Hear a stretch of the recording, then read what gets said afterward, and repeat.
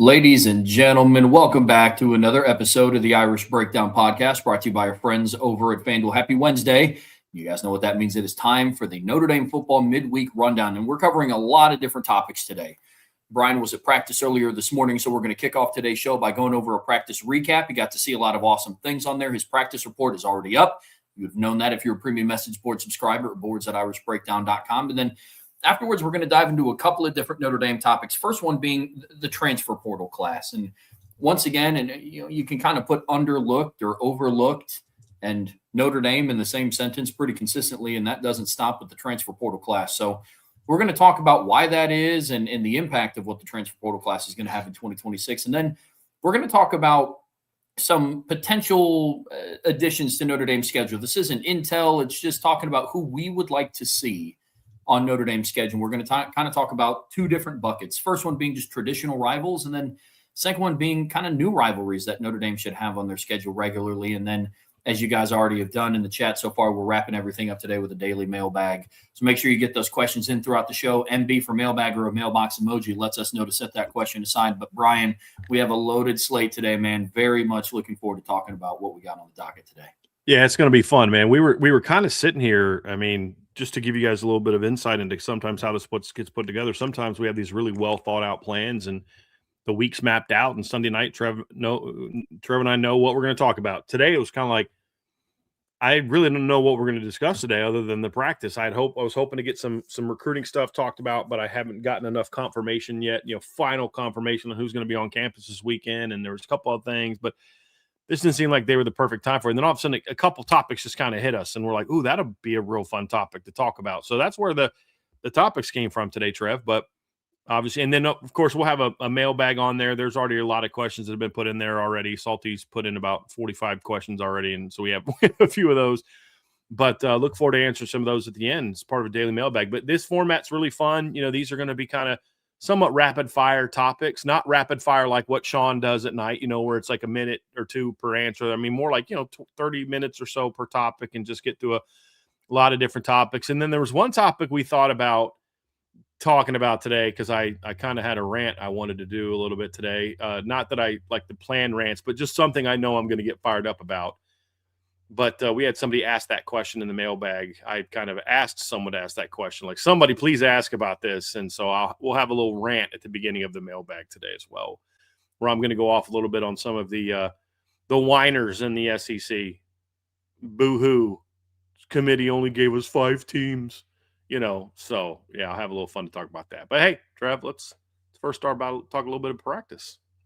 Yeah, Notre Dame just wrapped up their 7th practice, so they're really inching up on the halfway point of spring. What do they get, like 15 practices, just finished practice number 7. So almost at that halfway point. And Brian, you were there this morning. There was a lot that stuck out to you overall. We're going to kind of break this down by position group and just some of the takeaways that he had. And, of course, with Notre Dame, you kind of have to start with the quarterback position. And I know you put some interesting things in your intel report that's up currently on the premium message board. So let's start there, Brian. What did you see from the quarterbacks today?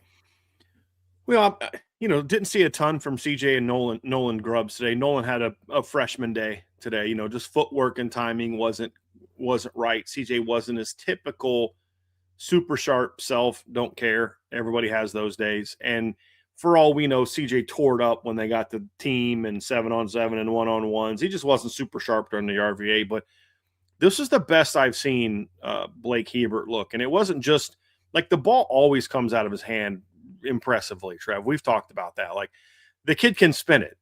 And if I made this joke with somebody the other day, if he throws and there's like no receiver, if he just drops back and throws it and there's no receiver, you're like, dude, that's pretty.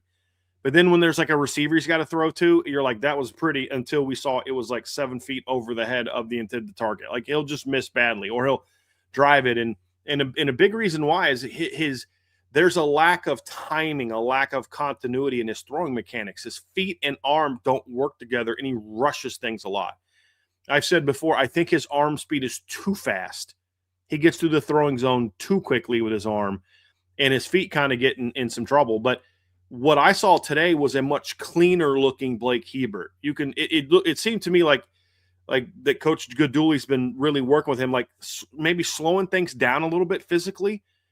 His feet weren't as rushed. They were natural. They were getting to his target. He was taking that back foot parallel to his target. He was kind of moving his feet. His feet were leading his head through the read, because that's a big thing that I always taught as quarterbacks was your feet have to lead your body through your progression. Because if your eyes are getting ahead of your feet, well, now you've declared to the DB, I'm looking here, then I got to bring my body around. He's got to step on you. Your feet should lead you, and then everything kind of comes there, and you're ready to step and throw. And then there was a lot better timing from, the motion was just more clean, Trev. It was more fluid. It was still fast. He's got a very fast throwing motion. And the result was a lot of good accuracy. And, hitting, like, leading guys into the chest level on dig cuts and in cuts, threw a really nice corner route to I think it was James Flanagan. That's a route he's really struggled with to throw accurately. He's either too far or he underthrows it. Threw a nice over the top, got up and down quickly. He was bringing himself to backside digs and hitting backside digs. Not that he was reading a backside dig. That was part of the drill. And I actually liked that they did it this way. This is a sign of good coaching, that you're paying attention to detail. I've seen a lot of teams where you'll have 3 or 4 quarterbacks throwing at a time. 2 quarterbacks on the left are throwing a route combination to the left, and then the quarterback on the right is throwing a backside dig.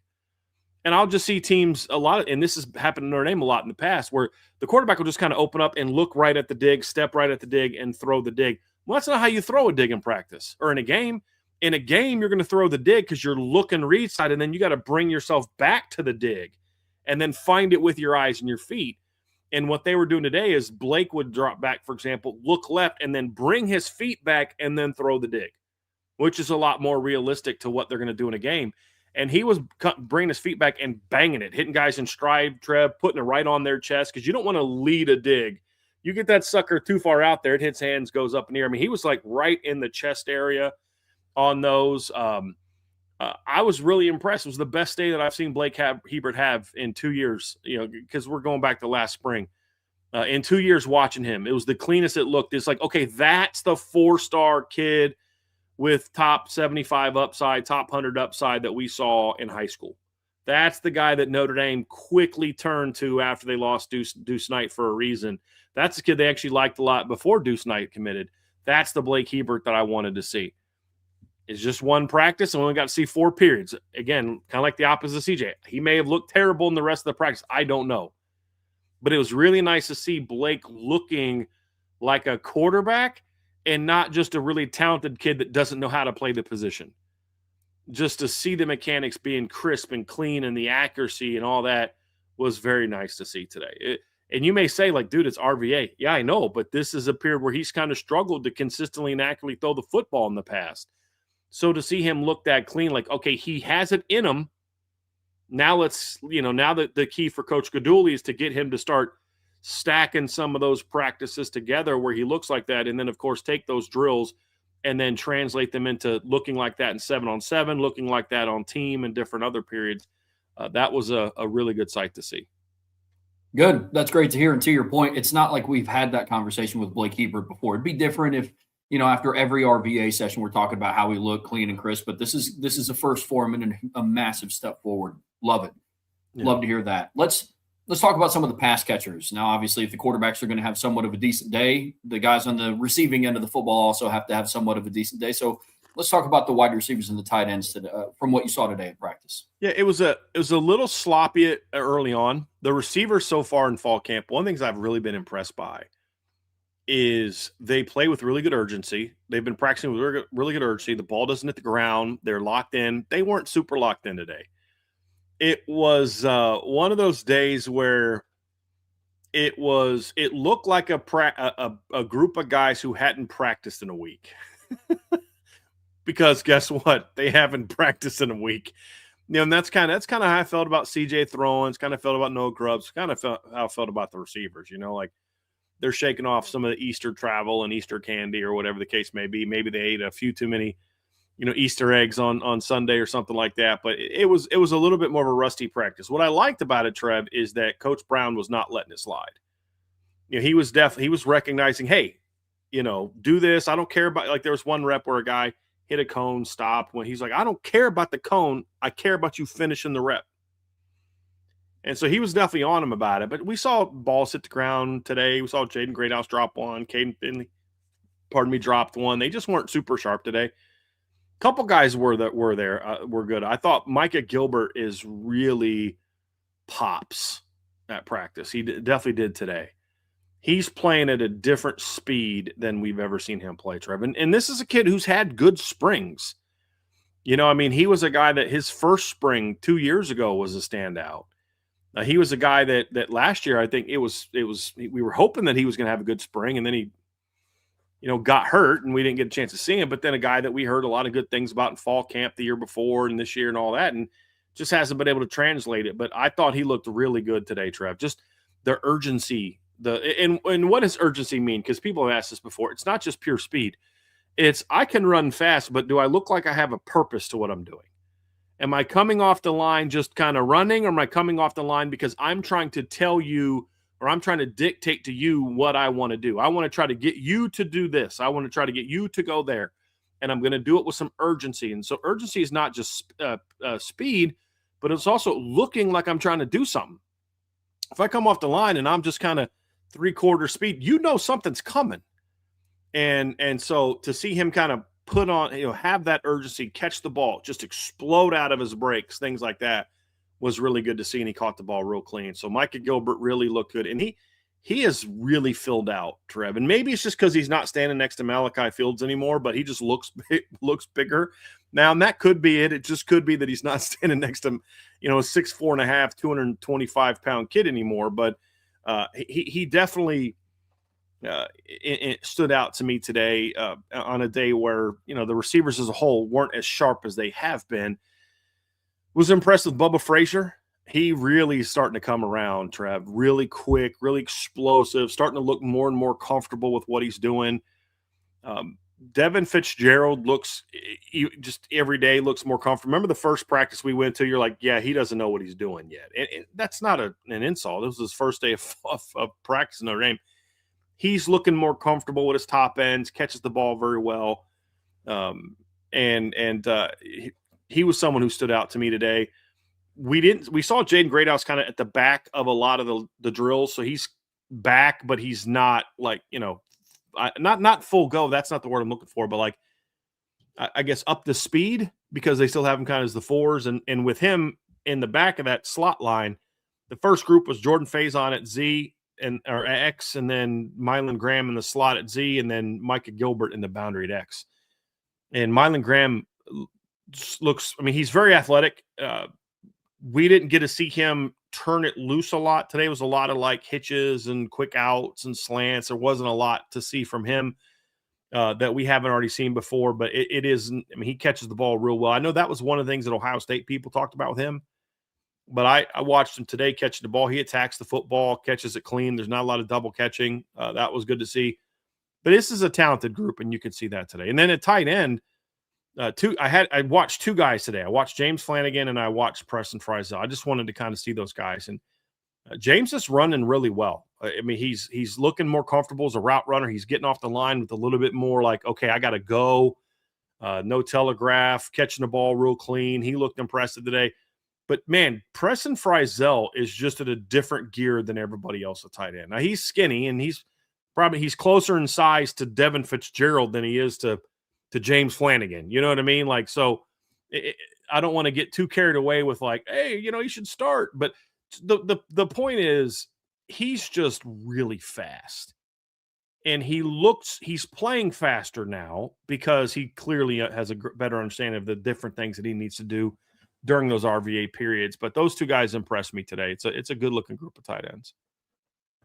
That is music to my ears. Sounds like from the practice report, the wide receivers might have had too many Cadbury eggs, something that we talked about a couple of days ago, I think in the West hold. But yeah, shake off the rust. I understand it, Brian. Let's flip over to the defensive side of the ball. And I know you spent some time paying attention to the trenches down there. And the defensive line, you had some specific players and their new coach stand out to you as well. Yeah, so I haven't really had a chance to see a lot of Charlie Partridge. At least I shouldn't say that. I haven't had a chance to see as much of him as I would like to see from him. And part of that is because in a lot of the other practices, they go outside. So we've kind of got to look through we're on the far side of the field, up on the top. They're through like kind of the barn doors on the other side outside, and we don't get a chance to see them a whole lot. That's why I didn't talk about the offensive lineman today. But that's also partly why, if you're an IB member, we had a video today up. So the way we do video at Irish Breakdown is, instead of just like 2 clips or 3 clips per position, we like to focus on one position per day. And since we don't get to see the offensive lineman a lot, we had our new videographer, Gideon Rosa, down there filming the O-line. So you get a chance to see that. But I didn't talk about the O-line because they're outside the whole time that we're at practice. So I didn't get a chance to see them today. But there was some good stuff and some good things to glean from that, including how athletic Will Black looks. But the defensive line has kind of done a lot of that too. Well, today they were inside the whole time. So I got to watch a lot of Charlie Partridge in action, and I love how he coaches. He's loud, but he's not screaming. He's loud because he wants everybody to hear the instruction that I'm giving the player in front of me. So that way, if I'm instructing Boubacar Traore to do it this way, I want to make sure that Rodney Dunham, Ebenezer Tade, Dom Hulak, Joe Reef, and Bryce Young, and Keon Keeley, and everybody else hears what I'm instructing Boubacar to do, and then they know to go through it the right way. And they do a lot of things, and I noticed this the last practice, and that's why I wanted to watch it more today. They do a lot of work with hands, like a lot of work with hands, Trev, like a lot of second level. Okay, they're beyond football 101 with hand play stuff, and that was good to see. Today was, I won't get into too much detail because I'd be concerned about giving it away, but they were working on against a certain blocking technique and beating that blocking technique, not just with physicality and a block destruct to get to the football, but also with physicality and then a quick secondary move to burst through and penetrate. So it was good to see that. And he's working with them across the board. It's the DNs and the D tackles are working on this stuff. And which is smart because they're both going to face this specific type of blocking technique that we were seeing today. So I was impressed by that. I watched some of the D tackles a little bit. I didn't get a chance to see a lot of Chris Burgess today. But I haven't got a chance to really zero in on Tion Gray, Armo Mukum, and Cole Mullins a lot this spring. So I wanted to watch those 3 guys. Cole Mullins earns a lot of praise from the coaches for his athleticism and just doing things the way they want them done.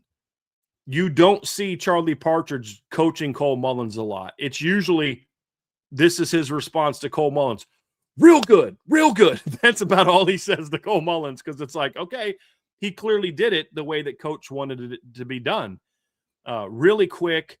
This is probably the most explosive I've seen Cole look in a Notre Dame uniform so far, because he's been dealing with, like, he showed up coming off of an ACL injury. He had a senior year of high school. He's always kind of been banged up.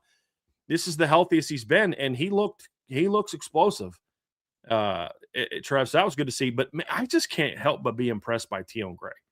I'm watching him in pre-practice, and they're going through stretches, and he's standing next to Davion Dixon. Now, keep in mind, I've met Davion Dixon in person, so I know he's a legit 6'2" and 320 pounds. This is a big young man, and I'm watching him stand next to Tion Gray. I'm thinking, he looks like tiny. He looks like Tyler Stockton. You know what I mean? Like, that's what he looks like standing next to. He looks like, Howard Cross standing next to Tion Gray. And you're like, that's a massive young man. Like, that's a big boy. What impresses me still, and even now that we're halfway through, is how nimble he is for that size. He really is light on his feet, Trev, and really moves well, especially vertically. Decent lateral quickness, but his vertical agility is really impressive. And he's got some power in his hands. And that's not something that, like at Oregon, you knew he was strong, but they didn't do a lot of block destructing at Oregon. Their whole point was they wanted to eat blocks. They wanted to keep blockers engaged and get a push, and then kind of let the edge players and the linebackers and safeties kind of fly to the football. That's why Tion didn't have a ton of individual production, because that's just not what they asked their guys to do. So to see him kind of use his, and some of that too was he was a redshirt freshman that was still learning the position, so like there were I'm sure there's some things they would have liked him to have done that he didn't do as much, but to see him kind of grow under Charlie Partridge has been really, really nice to see, Trev, because you see the kind of power he has in his hands to not just come off and drive a guy back, which we do know he had that. We did see that at Oregon, but the hand power and speed to hit and then disengage and get to the football was really nice to see. He's got us. He's got a little more something to him. Like, we liked that pickup, there's no doubt, but there's a little bit more to him as an athlete than I thought he had coming into Notre Dame. And that was really, really nice to see. It's great to hear. Absolutely great to hear. I spent a lot of the first practice that I was up at, the full practice that we got, watching the defense. And one thing that I learned very quickly was how hands-on Charlie Partridge was going to be, how intentional he was with coaching. That was something we talked about at the first practice report. Going into practice 7, I love that that's staying consistent. And I got to transcribe his interview that he had when he went upstairs after practice. I'm not going to spoil anything because I'm going to write about it. We're going to write about it as the week goes on into next week, but heard a lot of impressive things about what he's teaching them and reading your keys, a lot of different things that you love to hear out of a defensive line coach. It's absolutely fantastic. Oh, yeah. And I got to say this too, Trev. Man, Rodney Dunham's an impressive-looking kid. Mm-hmm. Like, watching the edge, he's an impressive-looking athlete. He really knows what he's doing. He's really well built. This is the most comfortable I saw Keon Keeley. He was quick off the ball. He was really working on his hands, using his technique. Ebenezer Tade's a really impressive looking athlete. He's not as advanced as Rodney technically yet, but he's coming along. But he's really explosive. Saw Logan Thomas today. Just overall, this is without a doubt the most athletic defensive end group I've seen since the 2018 defensive line. 2018-19, that 2-year stretch, and it might actually be more athletic. Now, is it as good? That I don't know. I mean, that's Khalid Kareem, Julian Okwara, Adetokunbo Ogundiji, Dalen Hayes, Jameer Jones, all 5 started played in the NFL. So, I mean, we've seen high level. We've seen Isaiah Foskey. I know what a top level defensive line is supposed to look like. Will they be great players? That I don't know. But this is, in my opinion, the most athletic looking group that I've seen. Even guys like Dom Hulak and Joe Reif have got some athleticism to them, and when I say even them, because we don't talk about them as much, right? We talk about the guys that are going to play, and then we talk about the freshman class, the highly ranked freshmen. Those guys get overlooked, but this is a really athletic group. We watch Logan Thomas run around. You watch Ebenezer. You watch Rodney Dunham. You watch Keon. And then also, this is one of the better practices, like drill. You say it's drills. Yeah, from Bryce Young, but there's a point where you start to see things as a coach where, like, the technique is starting to click. Where a guy is not just doing it from a instructional standpoint, but he's doing it because it's looking natural to him. You can see a freshman receiver in 2 weeks into practice, and then you can see my senior receiver who's been with me for 3 years, and they're going to both run a hitch route with the same technique, but one guy's just going to look so much more natural doing it because it's muscle memory to him. It's just, I go out there and decide I run a hitch route. Where the freshman, it's still a little bit mechanical. Even last fall, Bryce's second year, and to a degree, even in the first practice, Bryce still looked a little bit mechanical going through drills. Today was probably the most natural I've seen Bryce look going through drills, using his hands, getting that lockout, just a natural, clean block destruction, coming off, displacing, getting to that second level, things like that. That was all really good to see from him. And you really see how athletic he is when we're watching the punt return, the punt block drill. It's like linebacker, receiver, corner, safety, receiver, running back, corner, Bryce Young. It's like, wait a minute, what's he doing down there? But he's just so athletic, Trev. It just explodes off the ball. He's a really impressive athlete. But the biggest thing for me, we always knew he was an impressive athlete. Will the football piece catch up? Will the technical piece catch up? So that's why may not seem like much, but to see a guy like him look as comfortable as he was going through drills and just utilizing that technique was a very, very nice thing that I saw from today's practice. Love it. Let's kick it back and start talking about the defensive backs in today's practice. Brian, what did you see from this secondary today? Yeah, didn't watch a ton of it. I just wanted to kind of see how they lined up today. We saw Christian Gray and Jaden Sanders were the top 2 nickels today, working a lot on, proper reroute technique, getting in zone, watching Christian kind of get comfortable with, when to take the flat route, when to drop underneath a deeper route and let the flat route go. You can tell he's starting to get more comfortable with being asked to do that. His change of direction looked cleaner today than it did in the last time we saw him doing these type of things where, open up, pedal, open and run. Just looked a lot more comfortable because it's very different. You don't see a cornerback open up, and then just take off running to the sideline very often. You know what I mean? You don't see a field corner, pedal, get up underneath a curl route. It's always driving down or, things like that. So those are brand new things for Christian that he's going to have to learn. Him opening up and chasing a route or finding a route is not something he's ever done before. So he's picking that up. You can notice, and we had practice, and a week later we had practice, a week later we had practice. You can just see the comfort level for him and Jaden Sanders both in doing those things, and it's allowing them to move even quicker. And I thought Aiden Pouncey's starting to get a lot more comfortable. He's so long. He is a really impressive looking athlete. And that was kind of my primary focus in today's practice, was just kind of seeing how those guys looked. And then Good. One real quick thing, Trev. We did see them do punt return, punt block stuff. The punt returners today were Jordan Faison, Jaden Greathouse, Bubba Frazier, Mylan Graham, and Aeneas Williams. Those were the 5 guys that were back today returning punts. Good deal. Looking forward to the next time I'm going to be able to get up there. Only a couple more weekends until their next full practice, so it should be a good one. 10 days. Yes, sir. Looking forward to it. Brian, in the next part of the Irish Breakdown podcast, brought to you by our friends over at FanDuel, we're talking about the Notre Dame transfer portal class, and this started from an article that came out on ESPN, and it was like ranking portal classes or like underranked portal classes, and once again, we find ourselves in a position where there's an aspect of this Notre Dame football program that's being overlooked. And, there are some areas of certain transfer portal classes that are getting highlighted, rightfully so. You're going to talk about Indiana's. You talk about the high level of transfers that LSU is bringing in. I understand that.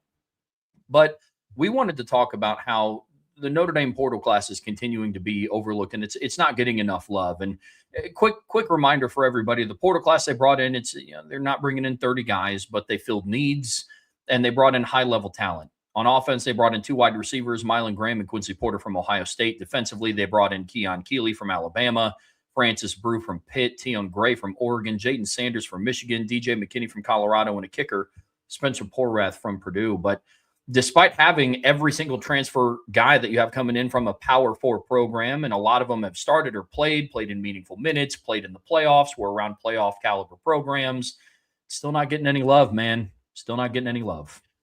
I'm shocked by it, Trev, because this is you and I were talking about this before the show, and the comment you made was, and I wholeheartedly agree, I'll bring it up now, was after what you saw from Notre Dame the last few years, how are you not like automatically assuming that their portal class is going to be kind of impactful?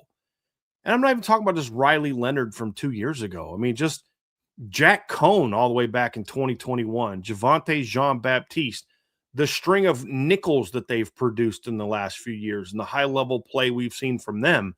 And then, of course, there's the impact in the 2024 season where you had Riley Leonard, Bo Collins, Jaden Harrison, and I continue to just wonder, you watch the Georgia game. Think about the plays that transfers made in that game. Think about that for a second. Riley does what Riley does. Bo Collins catches a touchdown pass that turns a 6-3 game into a 13-3 game. The next play from scrimmage, or the next real play that happens after that, is a transfer running the kickback almost 100 yards for a touchdown to make it a 20-3 game. Then we talk about the RJ Open strip sack that set up Bo Collins' touchdown. You think of the 4th down coverage that Rod Hurd had on, was it Delp or was it Lucky that he covered? It was Delp, wasn't it? It was Delp. Yeah. That he covers on 4th down to force a turnover on downs. And to see then, this past season with the impact that the portal guys had this past season with Malachi Fields and those guys, how are you not paying more attention to Notre Dame's portal classes in recent years after what we've seen? Javonte Jean-Baptiste goes from a guy who barely plays at Ohio State to a draftable player that's a double-digit tackle for loss guy in 2023. And it just blows my mind. And to watch Bill Connolly, who I was starting to think maybe he's coming around to Notre Dame because he's always been a guy that's been a little bit of a, I don't know, negative opinion on Notre Dame. To see him come out, and it wasn't a ranking of the classes. Like, let's be clear about what it was. It was about his personal favorite classes. And he lists off like 20 classes. He's got Iowa, like Tulsa, Auburn, Virginia Tech, Virginia, Texas, Cal, Kentucky, Washington State, on and on and on. Florida Atlantic was in his top 10. West Virginia, Kansas State, and Colorado at 3, which I know was one, Trev, you found, kind of comical. Toledo, he talks about. Kennesaw State. No mention of Notre Dame. No mention of the fact that, Notre Dame's trying to find impact receivers, and they just went out and got 2 guys at Ohio State didn't want to lose. 2 very talented players from Ohio State. They just went out and got a 3-year starter who spent the last 2 years learning how to play cornerback under Deion Sanders. They went out and got a kid who started as a true freshman at Michigan last year at cornerback. They went out and got, a big-time 6'6", 330-pound defensive tackle from Oregon. They went out and got an all-ACC caliber defensive tackle from Pitt. And it kind of blows my mind. And the first thing that I think of, Trev, is the way in which we evaluate transfer classes is incredibly flawed.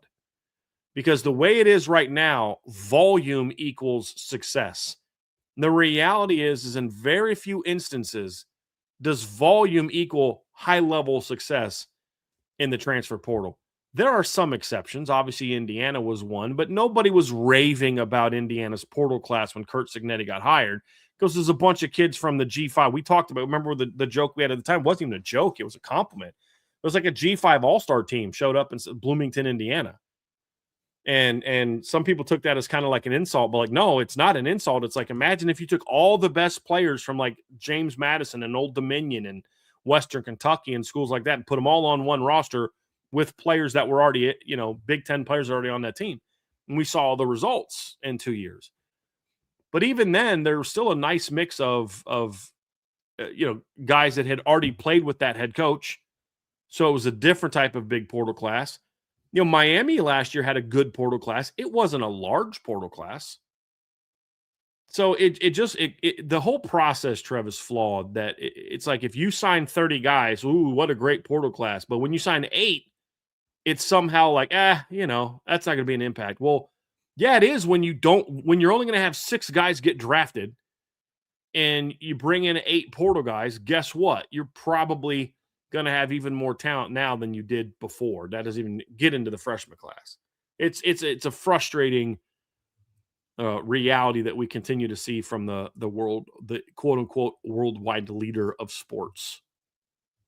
No, I agree. I think their ranking system is flawed. I think their evaluation process is flawed. Way too much emphasis on high school recruiting rankings. That's why somebody like Francis Brew in the transfer portal is not going to turn that many heads, despite this, in my opinion, the second you enter college, that matters more than what your high school recruiting ranking was. But different conversation for a different day. Here's the frustrating thing where I get frustrated with this conversation. We're talking about a program right now that we've talked about it before. FanDuel has is one of the favorites to win the national championship this year.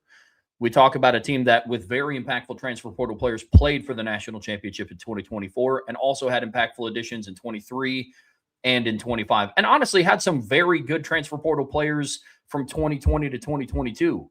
You mentioned Jack Cohn. Ben Skoranek ended up being that team's leading receiver week in and week out, depending on how Javon McKinley was playing that year. So it's frustrating. I don't like the evaluation process. Way too much gets put into high school recruiting.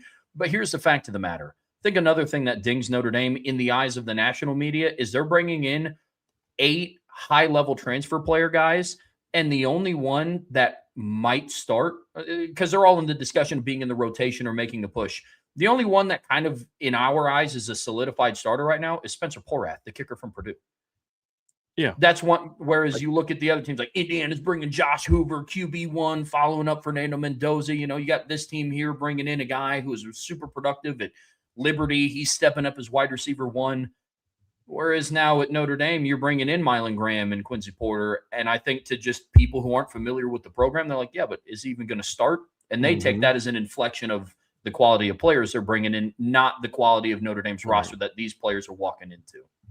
But if you like look at the type of players they landed in the positions that they landed them, That's another reason why I get a little annoyed by why aren't we having more conversation about Notre Dame right now? Why aren't we having more conversation about, what this team is capable of and the impact that the portal class is going to have? I mean, we hear a lot, well, they just don't have those big time receivers. Well, they kind of went out and got a couple potential big time receivers.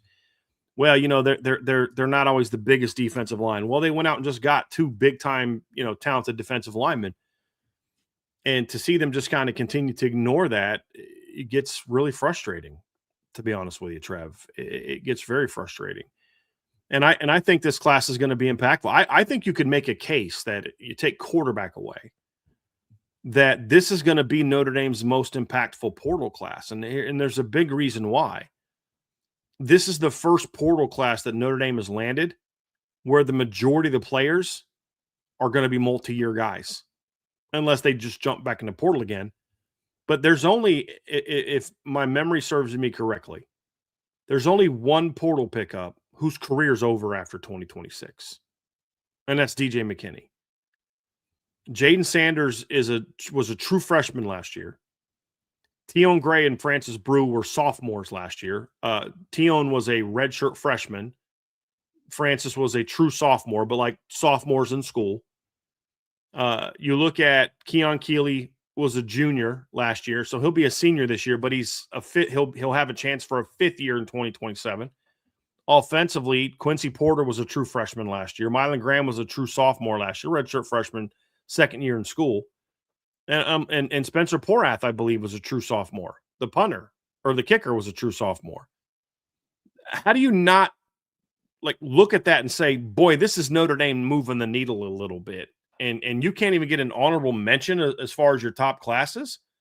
While I got to listen to you talk about Toledo and Coastal Carolina and Florida Atlantic and schools like that, and props to those schools for having good portal classes. But it's just one of those things, Trev, where I don't know why I'm surprised, but I guess I fell victim to what I say a lot of other Notre Dame fans fall victim to is like, hey, Bill Connolly's been throwing some really good love at Notre Dame this offseason. You know what I mean? And then you come up with this, and it just reminded me, and it's not just about Bill Connolly's rankings. It's just overall, you look at the way that portal classes are being ranked and evaluated, and you realize that there's some major flaws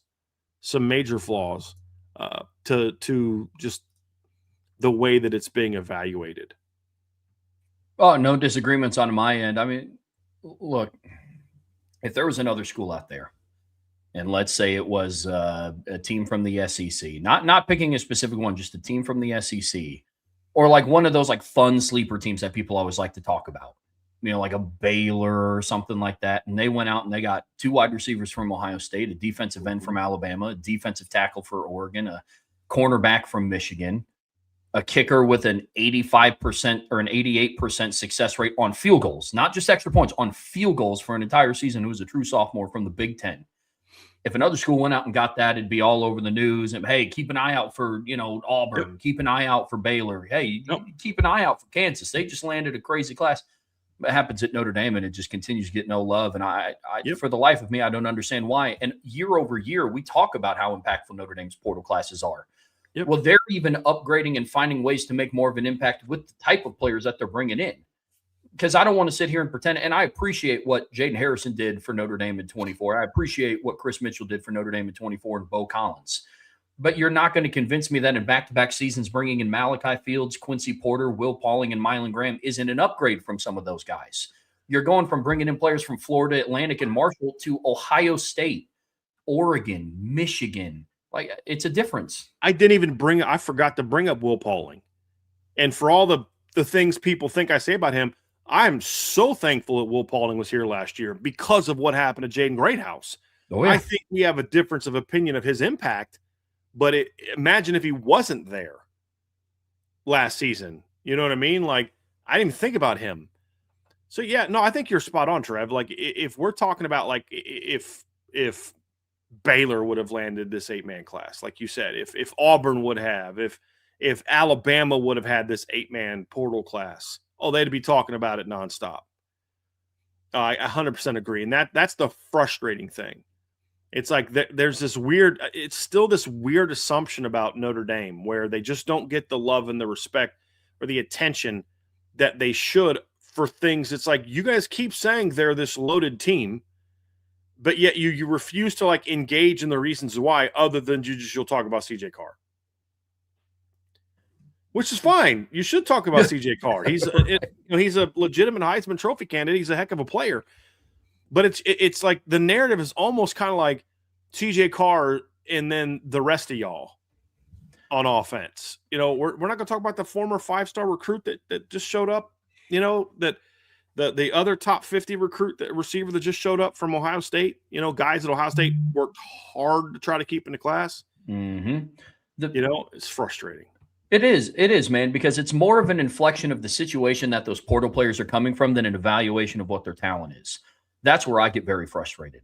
You talk about the Ohio State wide receivers. It's not, hey, Notre Dame's getting 2 really talented guys. It's, they couldn't cut it at Ohio State. They're going to beat out Jeremiah Smith? I don't know, but I think one of them talent-wise could beat out Brandon Inniss, with all due respect to a returning offensive captain that they have. You talk about Tion Gray, it's like, he's not going to beat out any of the 4 returning guys. Of course he hit the portal. It's like, or we can evaluate his talent for what it is. Like, there's always some of that. There's always some of it. It's always evaluating the situation that they're coming from, then evaluating who they are as players. And what Notre Dame got is very, very, very talented players. It all goes into the reasons of why this class continues to be overlooked, and it's very frustrating. I'm with you, man. It is. And look, let's talk about, okay, so let's make our case for why this group's being undervalued. We like the receivers that are coming back in Notre Dame. Jordan Faison had a breakout year last year. I do think there's another level he can get to. What I've said is he doesn't need to get to that other level to be an impactful player for Notre Dame. If Jordan Faison simply repeats what he did last year, that's a really good season from that Z position. Yeah. Or X position. It'd be nice if, obviously you always want players to get better. Jaden Greathouse obviously is a question mark from a health standpoint, but he's not a question mark from a talent standpoint. We've seen him perform on the biggest stages and thrive in those moments. Obviously there's a lot of younger talent, Micah Gilbert, Elijah Burris, Cam Williams, but Notre Dame needed an influx of talent at wide receiver. We talked about this. They needed at least one portal receiver, and they went out and got Quincy Porter and Mylan Graham. Quincy first and then Mylan second. Quincy Porter being a 6'4" plus 200+ pound guy that was a 5-star recruit coming out of high school. Was an impact player coming out of high school. And he gives Notre Dame something that they were going to lack on last year's roster. That's the reason we focused a lot of time on guys like Reed Harris and Isaiah Canyon before Quincy jumped in the portal, because that was the body type that Notre Dame needed. Well, Quincy lacks the proven production of Isaiah Canyon and Reed Harris, but the talent is outstanding and the potential is outstanding. Then you add in Mylan Graham, who again, different type of receiver, can play slot, can play field. He's looked a little bit more comfortable in the slot than I thought he would look this early, which has been good to see. You're talking about a guy with speed, elite route running potential. He catches the ball well, and he's a guy that it takes 2 seconds of research to look and find out, boy, Ohio State worked really hard to keep him. Even doing little things like, being a little slow getting his transcripts out and being a little bit slow getting things out to Notre Dame so they'd have more time to talk to him. Nothing nefarious, nothing illegal, nothing like that. It's smart gamesmanship. If Notre Dame did it, we'd be like, hey, smart. Hey, you end up losing, but it's what you got to do, right? So this isn't like a shot at him. They didn't do anything that is, like, in my opinion, that's unethical or anything like that. It just was like, hey, maybe we'll wait a couple days to get that transcript out or something like that, so that way we have a little bit more time to talk to him. And they made him a couple offers to try to keep him, on the team because they wanted him back. And that's at a position where everybody in the media has complained that that's an area that's lacking at Notre Dame. It's like that alone to me says, could they have had a very good receiving core without those 2 guys? Yes. Does having those 2 guys greatly increase the odds that they will have a very good receiving core next year? Absolutely. And it goes back to the buy so hold question, Trev, we had the other day about Micah Gilbert his emergence is the difference in this being a good receiving core and an elite receiving core. And the reason we sold that is because of the fact that they landed guys like Quincy Porter and Mylan Graham out of the portal. Yeah, I think you're spot on. And then, especially with receivers, I think another reason why this class continues to be overlooked is because of the other names that were also in the transfer portal. You got guys like Nick Marsh and Cam Coleman, other players like that. And where for the needs of Notre Dame's team, I'm glad they went out and got Quincy Porter and Mylan Graham. I think they fit the offense and what they want to do. But as far as namesake and attention for the national media, they just would have gotten more attention if they would have gotten one of those guys. They might have even gotten more attention if they would have gotten a guy like Reed Harris. It's just for national pundits have seen them on the field before. But I think you're spot on. I think you're spot on with what you're talking about with receivers. And then let's talk about the D tackles too, Trev. I think this is a position where it's really surprisingly getting overlooked. I'm genuinely shocked at how little attention we're seeing being paid to the arrival of Tion Gray and Francis Brew. As am I. Francis Brew nationally, I'm not saying I agree with it, but I understand it more than I do Tion Gray. Tion Gray just got done playing for a playoff caliber team. Or not even playoff caliber team, a team that played in the college football playoff semifinals at Oregon, a national power right now, and was a part of a defensive line that had Mateo Uiagalelei and Bear Alexander and Amari Washington, guys like that. And that's why I'm shocked that they didn't go out and have more, I guess, attention floated his way. There's one article on CBS Sports that talked about how Tion Gray was Notre Dame's #1 transfer portal acquisition. That's the only love that I've seen floated their way. Again, not saying that I agree with it, but comparing the two, I understand it from the national view why Francis Brew isn't getting as much attention because he's coming from a program like Pitt compared to Oregon. But when you bring on those two guys together, then on top of adding Keon Keeley to that, the fact that this D-line transfer portal class isn't getting more love is beyond me. And it's kind of like the receiver conversation, Trev. It's a position where people have complained about Notre Dame not being on the same page as other top programs. And it's funny you say you understand Francis Brew. I'm the other way. I understand them not focusing as much on Tion Gray because he was a backup at Oregon. It's like Francis Brew was on Bruce Feldman's freaks list each of the last 2 years. He was on his freaks list as a true freshman. He hadn't even played it down yet in college. He was already on his freaks list. And he was an all ACC player last year. So it's funny because you look at it one way, I look the other way. You add them together, and the fact is I'm surprised they're not talking more about this. Keon Keeley had a sack last year in the SEC championship game and in the first round playoff game against Oklahoma. And you'd act like, who? It's wild to me, but these are guys at positions that are premium positions, in positions where a lot of the criticism from national pundits has been Notre Dame isn't up to par at those positions. Now, I would actually push back on that to a degree when it comes to D-line. I actually think Notre Dame's D-line has been better than people have given it credit for the last 2 years.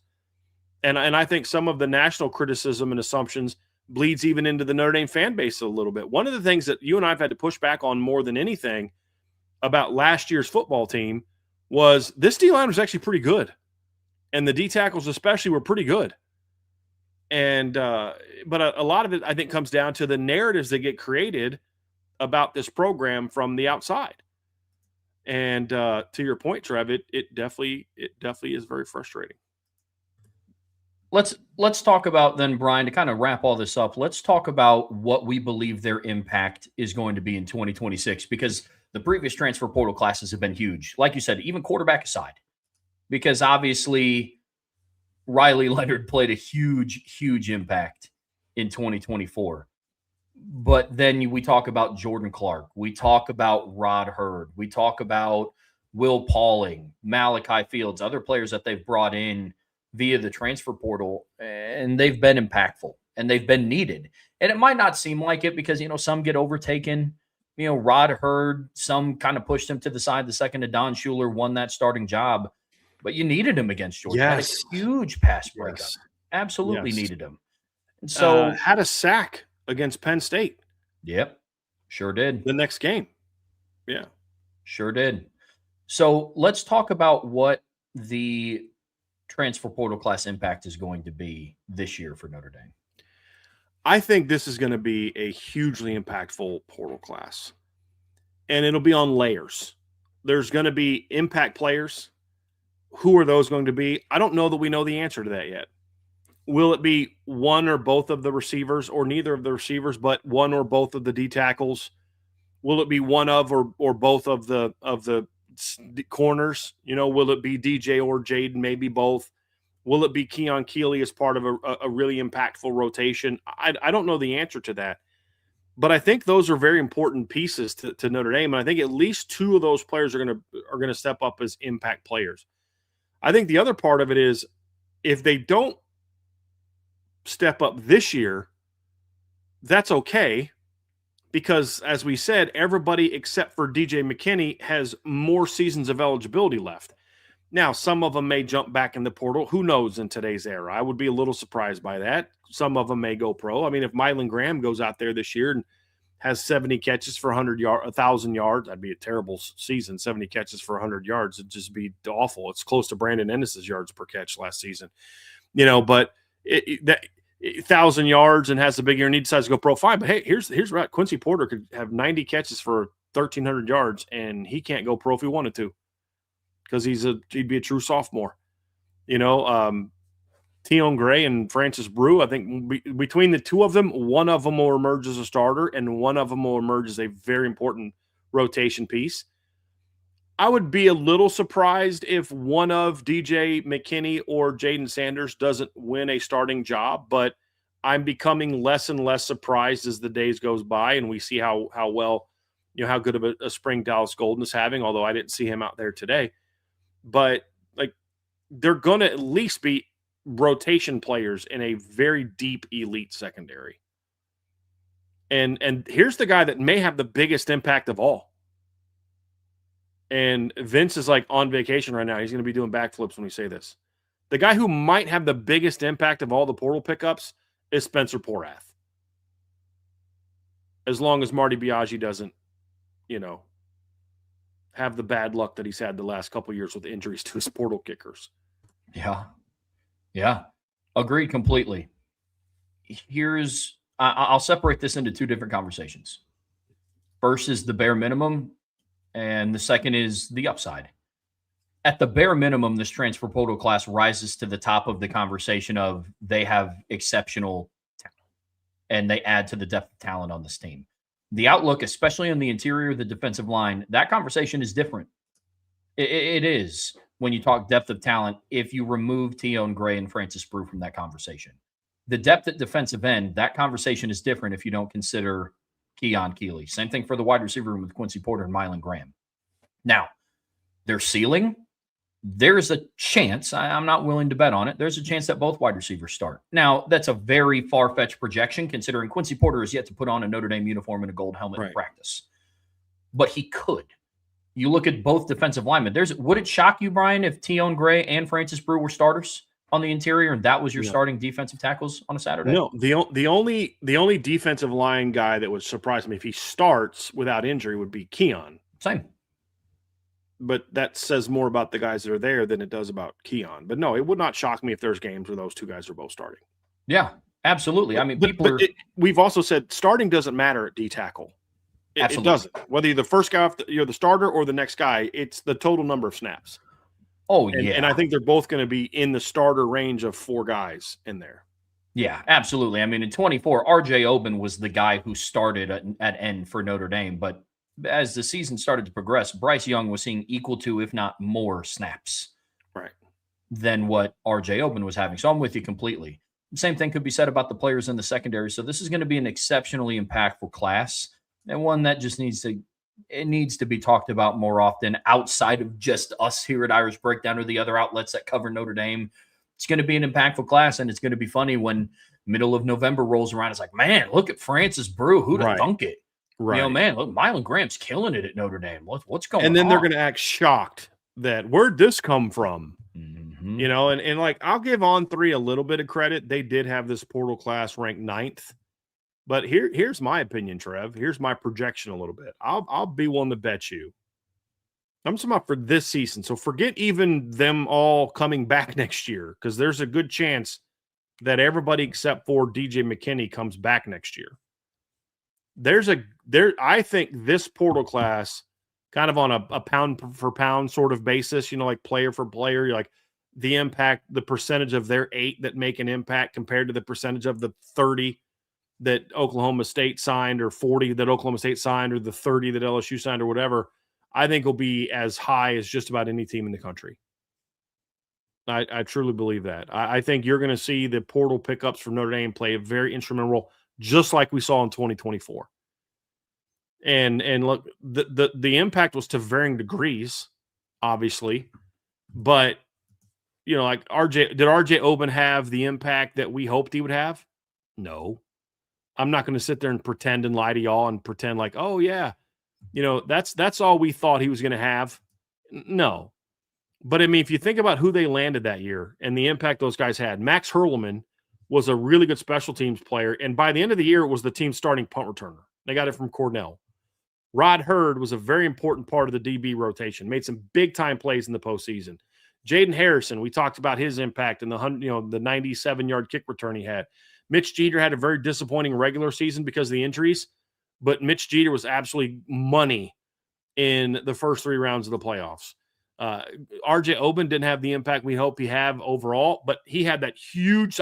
I'll sacrifice all of the things he could have done in the regular season for that one sack against Georgia in the semifinals. That strips obviously the ball loose, gets Notre Dame the football, and just like that, a 6-3 Notre Dame lead turns into a 20-3 Notre Dame lead before the Georgia offense can take a meaningful snap. That was big impact. Riley Leonard, we obviously impactful. Bo Collins, Notre Dame's leading receiver for much of the season in 2024. Jaden Greathouse ended this as the year's team's leading receiver. He was not going into the title game or the semifinals. Bo was the leader going into the semifinals, and the clutch plays he made. Obviously, Chris Mitchell had a very good season. Jordan Clark was a really good part of that secondary, and Jake Tefelsky was a very good special teams player for Notre Dame.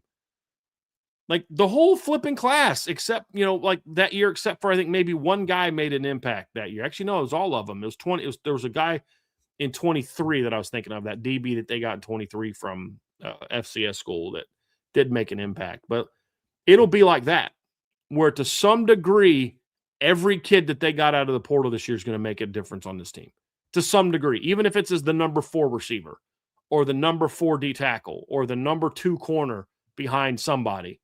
This portal class is going to be impactful and will be a big reason why we look back and be like, that's why Notre Dame won it all. Just like we look at that group and say, that's why Notre Dame went to the title game. You add that small group of impactful players into that already talented team, and this is what you come away with. A team that played for a title. And this team's more talented than that team. Brian, in the next part of the Irish Breakdown podcast, brought to you by our friends over at FanDuel. Still talking Notre Dame, but now we're going to talk Notre Dame scheduling. And this is more of something that we personally would like to see. This isn't like an intel of like, hey, keep an eye out for this being added to the schedule. This is more of a conversation that we want to have around the teams that we want to see Notre Dame play more on a regular basis. And we separated it into 2 different buckets. One of them are familiar faces, rivals that we want to see on the schedule more consistently. And then the second part of that conversation is teams that they might not necessarily have that history with or a current rivalry with that we want to see on the schedule a little bit more consistently. And so that's kind of where we begin this. We get a lot of mailbag questions about it. We get some buy-sell holds about it. This is going to be a fun one. We thought we'd have some fun with this. Like, who are the Notre Dame rivals? And there's a lot of talk about Notre Dame's schedule and what the schedule should look like and who should be on it or who shouldn't be on it. And so we're like, you know what? Let's have a little bit of fun with this today. And, what should Notre Dame do in regards to setting a schedule? And I was a little surprised by your answers, Trev. I'll tell you why I was surprised by your answers after you're done. I liked it. I was happy, but I'll tell you why I was surprised and what I expected you to say. Don't you always like when you say something and it's like, it wasn't what I expected. You're like, good. I'm not predictable. That's a good thing. But so we thought, okay, so if Notre Dame could have, so first of all, Navy's out of the question. Navy's on the schedule. They're never coming off the schedule. Okay, so they're there. Boom, you've already got Navy. You've already got a 12-year deal with Clemson. So like that's kind of done. So like we won't talk about them. After that, what are the 3 traditional rivals that you want to see back on the schedule every year? And then what are 3 teams that are not a traditional rival of Notre Dame that you would like to see them schedule regularly to have it become a rivalry to some degree? And that's what we figured we'd do. And we took a little bit of approach. I didn't share my answers with Trev. Trev shared his answers with me. But we didn't have input on each other's answers. So let's talk, Trev, about the traditional rivals that we think should be on Notre Dame's schedule. And we want to hear from you guys, because you're not going to agree with everything that we say. And Trev and I don't necessarily agree on it. And when I say agree, I don't think there's anyone on my list that you wouldn't want Notre Dame to play. And there's no one on your list that I wouldn't want Notre Dame to play, except for one. It's more about the priority of those teams. And so let's talk about it, Trev, and we'll kick things off with you. Who is when you look at, if you were Pete Bavacqua, and what would be the first rival that you would look to establish of being on your schedule every single year moving forward? Yeah, the first one's a pretty obvious one. And if you guys have been listening for a while, which I know you have, you know my stance on some of these. And the first one, it's one of USC or Michigan.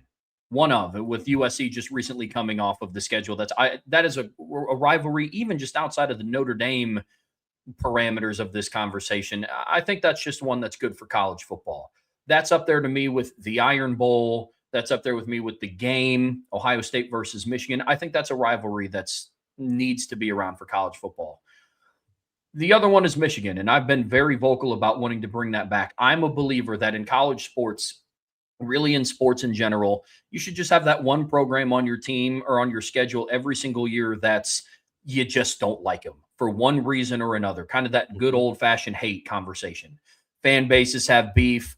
Players have beef. Jeremiah Love has been very open about how much he doesn't like USC, and I love that. Mm-hmm. I love it. I really do. And I think you should have one of those. So that's why my answer for number one is one of USC or Michigan. Now, if it came down to one or the other, I'm choosing USC. That rivalry has more history. That rivalry was played more on an annual basis. The Michigan rivalry had a lot of big gaps. In between those gaps, especially from 80s on, it was a lot more heated. But if I was given the choice between the two, I'm going USC. But that's where I start with that one, Brian. It's one of the Trojans of the Wolverines. You know, it's funny, Trev, you talk about having a rival on your schedule that there's a true dislike. And I've said for years, I just don't think that that's the Notre Dame USC rivalry. I've never got the sense that there is the hatred between the fan bases that exists with like Notre Dame and Michigan. I'll readily admit, if you're looking for a rival that you hate, go with Michigan over USC, because there's definitely more hatred there amongst fan bases. I think that's more of a fan base thing than it is a player thing. But certainly believe that to be true. However, I believe with what happened with USC dropping Notre Dame and just the nonstop just BS and lies that their fans were telling themselves and trying to put onto the rest of the world, the lies that Lincoln Riley and the AD put on it, the spin that they put out there to their willing accomplices in the media. I think if that rivalry were to come back in the near future, the tone of the rivalry would be very different. It will be for me. I've said before, I've always kind of respected USC. I view it as a rival. I want to beat them. I don't know that I'd say that I like them, but I always respected them. I didn't hate USC the way that I hate Michigan in football. I think that could be different when that rivalry comes back. I'm serious. Like, there's a lot more dislike in my heart for that program now. And that's even with respecting some of their former players like Petro Papadakis and Keyshawn Johnson, guys like that who said this is a bull crap. This rivalry should go away. I mean, went after Lincoln Riley, went after their AD. What's her name? Jen. I forget her last name, but like went after the AD. If that rivalry comes back, first of all, if I'm Notre Dame, hey, we'll bring it back, but we're playing the last game of the season every year, whether it's at our place or your place. We're playing last game of the year. I don't know that Notre Dame wants that. I do. I would love it if the last game of the year every year is at home, or every other year is at home. So I think there could be Jen Cohen. Thanks, Michael Cannon. I think there could be a lot more animosity in that rivalry when it comes back, which, Trev, to respond to your either or your potential or question, because I know you'd be happy if they both were back on the schedule. But one of thing, I think it would satisfy both of your desires if USC came back on, because of the current landscape, where I think there's going to be a lot more disdain for each other when that rivalry returns, if that rivalry returns. And I hope it does. I was ready for it to be over because I was tired of the BS that USC was trying to pull. But I still want it to come back someday. It's just, it needs to come back on Notre Dame's terms, not USC's terms. Which means if Notre Dame wants it to be the way it was, then go for it. If they like the mid-October at home thing, fine. I don't. I think would be good to have USC coming out here every other year. After we always have to go out there, every other year after Thanksgiving. Wouldn't it be nice if they could come out here after Thanksgiving every other year? I think that'd be nice. But, man, I'm telling you, there's going to be a lot more heated aspects of that rivalry, especially if somehow, some way, they have to play a playoff game between now and the time that comes back. Could you imagine that? Oh, my goodness. So that's where I'm at. I've made my opinion very well known. Trev, USC was my number one. They were my only one. That rivalry needs to come back. It just needs to come back on Notre Dame's terms. That would be mine. I don't have Michigan on mine. I've made that very clear. I have no desire to play Michigan. I have utter disdain for their football program, which is odd because I've grew up my whole life. I've been a Michigan basketball fan. It's just like I separated the two, but I also like to remind people that the last time Michigan won a national championship in basketball, that season overlapped with a football season on the calendar year. I just want to point that out. Now, obviously, it was a reverse last time, but that's just my throwing those good vibes out there for it. But I despise the Michigan football program. I have zero desire to give them any opportunity to, because if you play them 10 years and beat them 8 times, you dominate that rivalry, but there's twice that you allowed that fan base to get joy from beating your football team. And I don't ever want to give them an opportunity for joy. So I just despise that program with all my heart. There's 10 rivals I'd rather play before I'd play Michigan again. That's where I'm at on that one. However, Trev, my number 2 is from the state, and that's Michigan State. I'd love to see that rivalry come back. Couple reasons why. Number 1, part of the reason I hate Michigan is why I respect Michigan State. The whole time that Michigan was fighting hard to keep Notre Dame from joining the Big Ten, Michigan State was their greatest ally. And they were ones that were pushing to get Notre Dame into the Big Ten. They continued to play Notre Dame year after year after year, even when Notre Dame was dominating that rivalry. And they never backed down from, playing Notre Dame. I don't like the fact that Notre Dame, and I believe I'm correct on this. If I'm incorrect, somebody can point that out. But I don't like the fact that Notre Dame is the one that canceled that rivalry. But you go back into the 80s, Trev, Notre Dame dominated them in the 80s. They played every year from 1980 to the end of Lou Holtz's tenure in 1994. So beginning in the 80s, obviously this was not the Lou tenure, it was the Divine and then the Jerry Faust era. Even Jerry Faust went 4-1 against Michigan State. Lou lost to Michigan State in his first year and then didn't lose to him again. There was a hiatus in 95 and 96. But the end of Lou's tenure, the last time Lou played them, they won. They only lost one time in Lou's tenure, and that was the first year. And there were some beatdowns on Michigan State in that tenure. There's a couple close games, but they beat them 31-8 in 87, 20-3 in 88. 21-13, 2019, those were close games. 91, 49-10, 52-31 in 92, 36-14 in 93. They handed some beatdowns. But you know what Michigan State never did? They never complained about it, never cried about it. They got better. And then from 97 to 2001, beat Notre Dame every year. And then from 2001 to 2010, beat Notre Dame, 1, 2, 3, 4, 5, 6 times to Notre Dame's 4 wins. So it has been a much more competitive rivalry than a lot of fans give it credit for. Notre Dame obviously has the all-time lead, 47-29 to actually be 40. It'd actually be 49-29 and 1 because they don't count the 2 games Notre Dame vacated in 2012 and 2013. But it's been a competitive rivalry. They've split the two most recent games. Notre Dame beat Michigan State in East Lansing in 2017. Michigan State beat Notre Dame in South Bend in 2016. So, and then I also like the fact of the contrasting style, the green and the gold and blue. And then, there's just something about those games that meant a lot to me as a kid, that I just enjoyed aesthetically watching those colors on the field. So, the Irish and the Spartans, as opposed to Irish and a very irritated little animal. You know what I mean? Like, it just, there's everything about it I liked more than Michigan. Is Michigan been primarily a better team than Michigan State over the years? Yes, they have. But Michigan State has still predominantly been a very good football program. And I think with Pat Fitzgerald back, that rivalry would make a lot of sense because he hates Notre Dame. And so you would have a head coach who would have a lot of animosity towards Notre Dame, which would make for some intense moments. So that's my second rivalry that I'd love to see brought back every year. I'm excited. I saw a buddy of mine the other day, and he's like, I don't care about Michigan State coming back. And I said, I do. He goes, you think they're going to be good? I said, no, they're not going to. I don't think they're going to be very good this year. I said, but there's just something about Notre Dame and Michigan State that I've always loved. Even though the games were more competitive against Michigan, I've just always loved that rivalry and what it meant. And I just have a lot more respect for Michigan State as a program than I do Michigan in a lot of different ways. So I would love for that one to come back. And just annually, we're going to play you every year. In the spirit of head coaches that hate Notre Dame, my second team on my list is Pitt.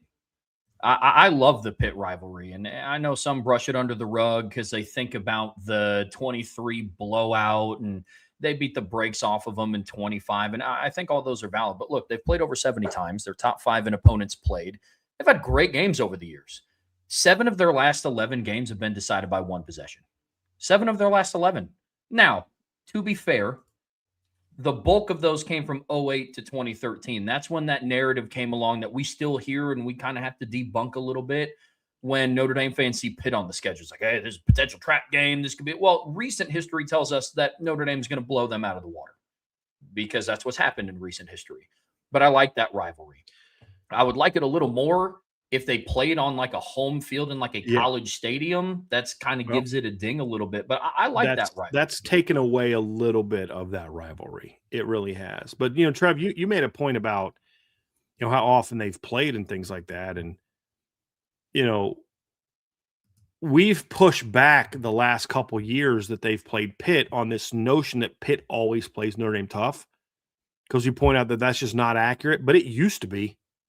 It absolutely used to be accurate. And there were years where they struggled to beat Pitt, to be honest with you. I mean, there were definitely some years where that was not an easy game for Notre Dame. So, and to your point about the rivalry aspect of it, they've played each other. I'm looking at it now. I think it's fourth most all time. They've played Navy's number 1, USC's number 2, Purdue is number 3, and then Pitt is number 4. As far as like the number of times that these two teams have played. So they've played 74 times in history. So I like that. I think there's also a lot of there's a lot of similarities between the perceptions of the programs of being blue collar and, things like that. So I think for a long time, there was a lot of that. There's a lot of Notre Dame fans in Pittsburgh as well. So there's like that element to it. I like that one. Pitt's not on my list, but they were one of the teams that I was like struggled to keep off my list. The only reason I went with Purdue, Trev, is number 1, longer term rivalry. And I like the idea of having one game a year that's not a very far trip. It's nice having a bus trip to play a team as opposed to all games you got to travel much further to go play. When Purdue's good, they give you a nice game. When they're not good, it's nice to have a Power 4 team that you can beat up on a little bit that's also a rival. That's close by. There's things about it that I like. I like the fact that they both kind of have gold helmets ish. It's an in-state game. There's just things like that I like about it. I don't know why I've always kind of liked the idea of that rivalry, but I just have. I've always liked the idea of Notre Dame playing Purdue in football. I just feel like it's just kind of something I grew up on. That was a game that I remember being played a lot more than I remember Notre Dame and Michigan. That was just one of those ones. And Notre Dame, dominated it for the most part. There was a stretch there from 03 to 07 where Purdue won 3 games. And obviously they had I think 1 or 2 wins in the Drew Brees era as well. But I just like the idea of Notre Dame having an in-state rival. And I don't really care about playing Indiana. It's not really an in-state rivalry. They've only played each other a few times. I like the idea of Purdue and just, that aspect of it. And I know they're not great, but I don't know that I want every single rival on the schedule to be a great team, because now your schedule gets a little bit tough, and you don't have that. Now it gets tougher for you to go out and add a Texas and Ohio State, an Alabama, Georgia, your schedule. Like, dude, we got to play USC, Michigan, Miami, and you know what I mean? And it's like, we don't have ability to Clemson, and we don't have we got to have a manageable schedule to a degree. We can't go schedule 8 top 15 teams next year. Like that's crazy. I know the SEC pretends that that's what they got to play, but they don't. So that's why Purdue is my one. That's the one rival that I kind of view as like, okay, yeah, you beat up on them a little bit, but there's some advantages to playing a team like Purdue as well. You get a Power 4 win, and 9 out of 10 times at least, it's a shorter trip. It's an easier trip, for us and for Notre Dame, for us as media. So I kind of like that idea of I just like that in-state rival. Purdue's also my third team. Mine's a little bit more personal. My sister went to Purdue, and so it's always fun kind of reminding her who Big Brother is, especially on the gridiron. So that one's a little bit more, but I'm with you. I like the in-state rivalry aspect. There's a lot more history there with some of the other teams that were in contention for this list. And I thought about another team that I thought about was like Georgia Tech, especially now that like Brent Key's there. He's made them a little bit more relevant, similar academic institutions, and both have gold helmets. I like that aspect of it too, but I ultimately went with Purdue. One, for the personal aspect. It's in state, and significantly more history there. I mean, it's kind of like a step up. It's more of a respect rivalry. Like, they're not getting in shoving matches in between plays. It's nothing like that. It's, hey, we're both Indiana schools, and I think it's more so that it's like a step up from like what the Navy rivalry is. Not the level of respect in those rivalries, but it's just kind of, hey, it's tradition. We play you guys in football. And I know Indiana's recent track record has ignited a lot of, hey, in-state rival, Notre Dame, Indiana, who takes today? Who's the state champs? It's like, okay, I don't care about that. Indiana's been good for 700 days. Yes. Like Purdue's been relevant on Notre Dame's schedule for decades, and that takes the cake for me. So those are my 3. Yeah, I would just like to point out that Purdue has been a better team for a lot longer than Indiana has. So to your point, Trev, I think that matters. There's a notion in the chat from some, every rivalry should matter, and I'm like, well, what does it mean matter? Well, every game should matter. Well, okay, so then when Michigan's not good, do you drop them? Should Notre Dame have dropped Michigan like in the Rich Rod Brady Hoke era because they weren't good? The games didn't matter. Right? Like, what does it mean to matter? Sometimes mattering is more than just it's a good team. There's a rivalry aspect to it. There's something to get your team up for it.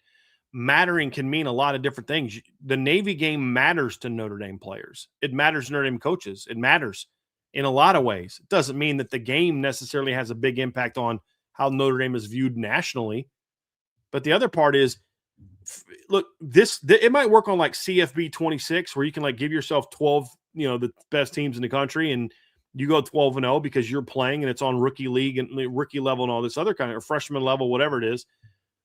But like in real life, when you're putting a schedule together, you just can't play everybody's really good. Nobody does that. SEC teams don't do that. Big Ten teams don't do that. They've never done that. You need to have 3 or 4 really good teams on your schedule. But if your rivals are all really good teams, then it's going to be a lot dumber for you to go out there and add Texas for a home and home, and add Georgia for a home and home, and Florida and Auburn and Alabama and Ohio State and teams like that for home and homes. So that's why I don't necessarily care as much about like all of them mattering.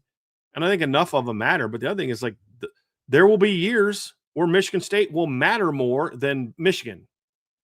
There will be years Purdue matters more than Michigan State, or vice versa. So I don't think every game needs to be that good. And, the fact that Purdue is an inferior team, So what?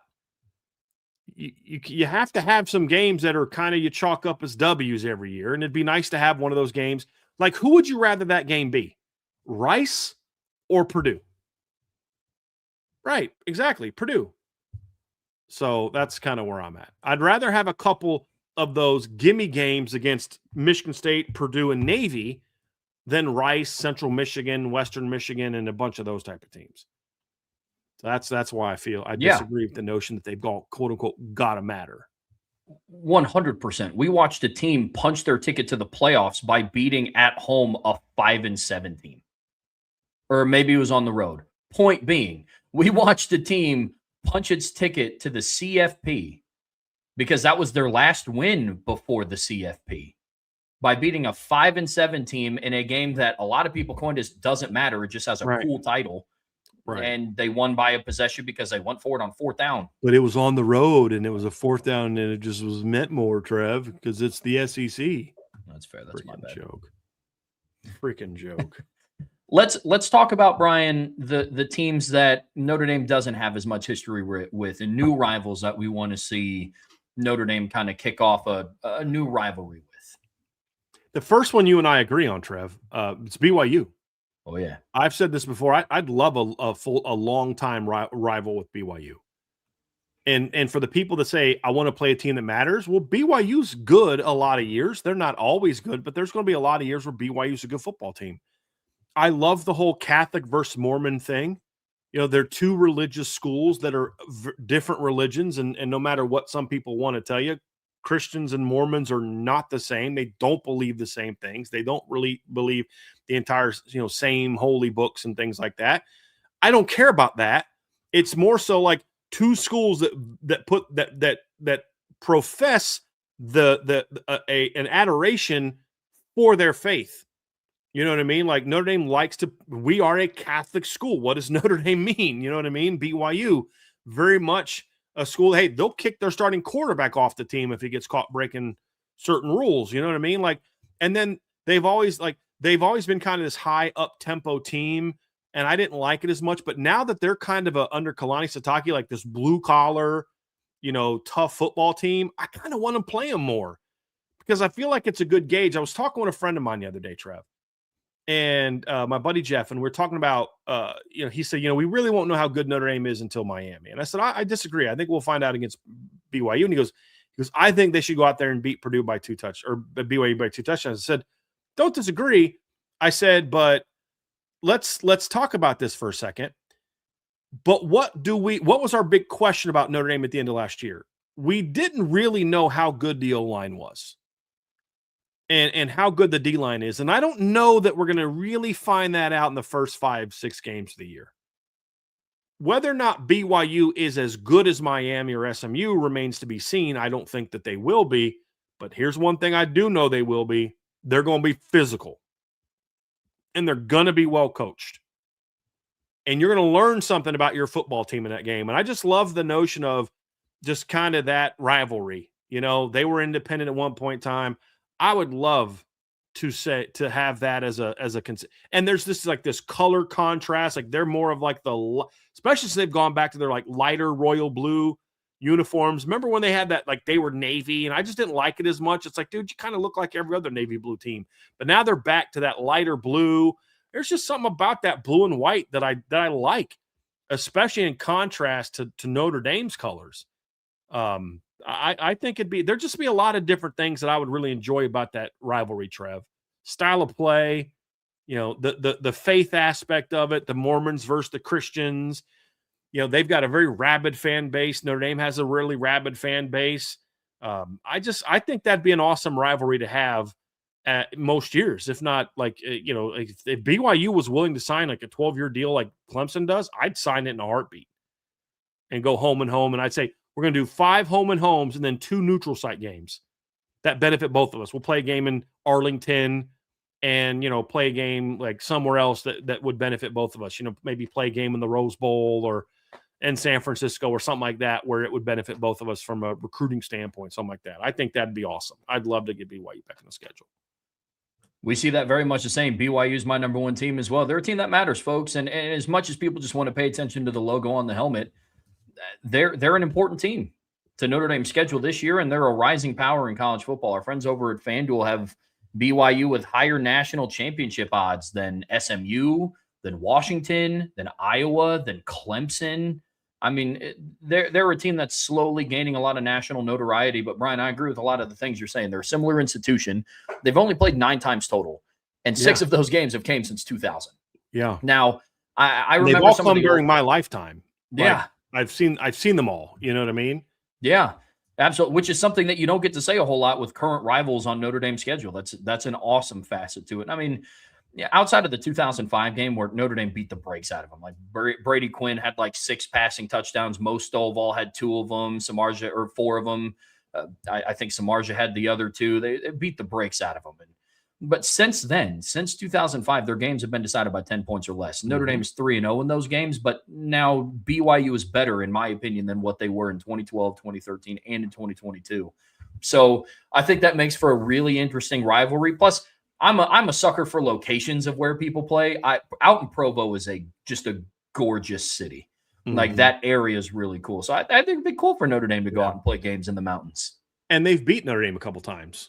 I mean, you talk about what Notre Dame did to them in 04, 05, and 06, but, 04, Notre Dame got beat. Brady Quinn has an L on his resume against BYU. BYU in 04 held Notre Dame. That was an ugly game if you like physical football. Notre Dame ran the ball 21 times for 11 yards. BYU ran the ball 35 times for 22 yards in that game. Oh. Yeah. Holy. There was not a lot of, and I remember Rama. I think Rama scored on like a tunnel screen. That was a ugly game if you like big boy football. But that was back when BYU was a different kind of program than they are now. Because they got their, when they made their mark under Lavelle Edwards, they were a West Coast throw the ball. I mean, Ty Detmer had 50-something touchdowns and 28 picks the year he won the Heisman. I don't know that I would have liked playing that team, but I would like playing this team. Because, let's be real. Even if the ACC starts giving Notre Dame better games, not many of their teams are, real physical. It'd be like, well, they're really athletic. And, Miami obviously was. But, Florida, even when Florida State was really good, was there ever a game where you're like, boy, they really beat Notre Dame up in the trenches? No, it's like, dude, we couldn't run with their athletes. The only reason games were close sometimes is because Notre Dame would beat them up in the trenches. There just aren't a whole lot of those, So absolutely. Well, I'm with you. Who's your number 2 team on that list, Brian?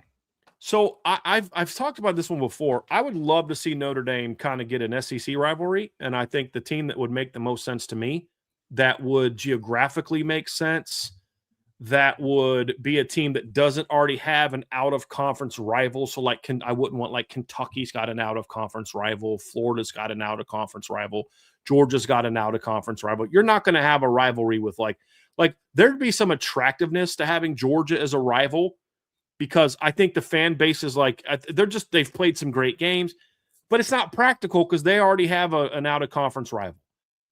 Tennessee is the team for me.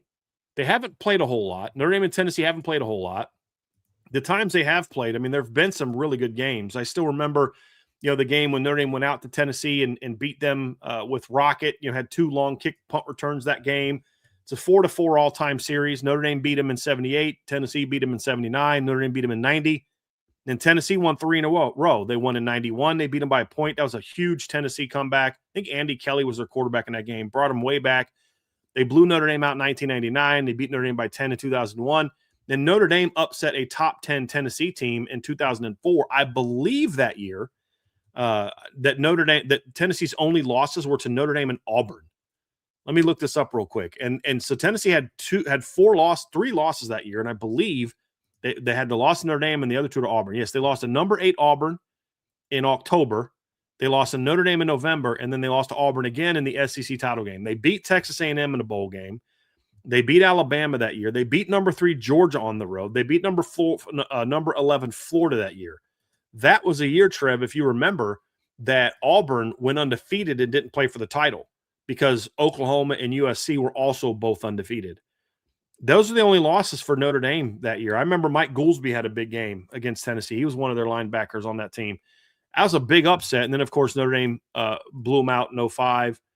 and then beat him or blew him out or beat him in 04, but then blew him out in 05. Jimmy Clausen's brother was the starting quarterback, I believe, in that game in 05 against Tennessee as well. Didn't Casey start that game? He was on the team, but Terry Ainge still started that game. Yeah. Okay, Eric Ainge started. Okay, or Eric Ainge, yeah, excuse me. So that would be one that I would really like. They don't have an out-of-conference rival. It would make a lot of sense for both teams geographically. It's not a far trip for either team. You could put that sucker in, late September, early October. I think that'd be a heck of a rival. And they're a good program to where if they beat you, yeah, it's a knock on you, but it doesn't crush you. If you beat them, it's respectful. It's, you know what I mean? And it's also not like adding Alabama in their prime. It's a good program, but not like an elite program where you beat them. It's going to give you some love. So that's what I would like that. I would like that a lot.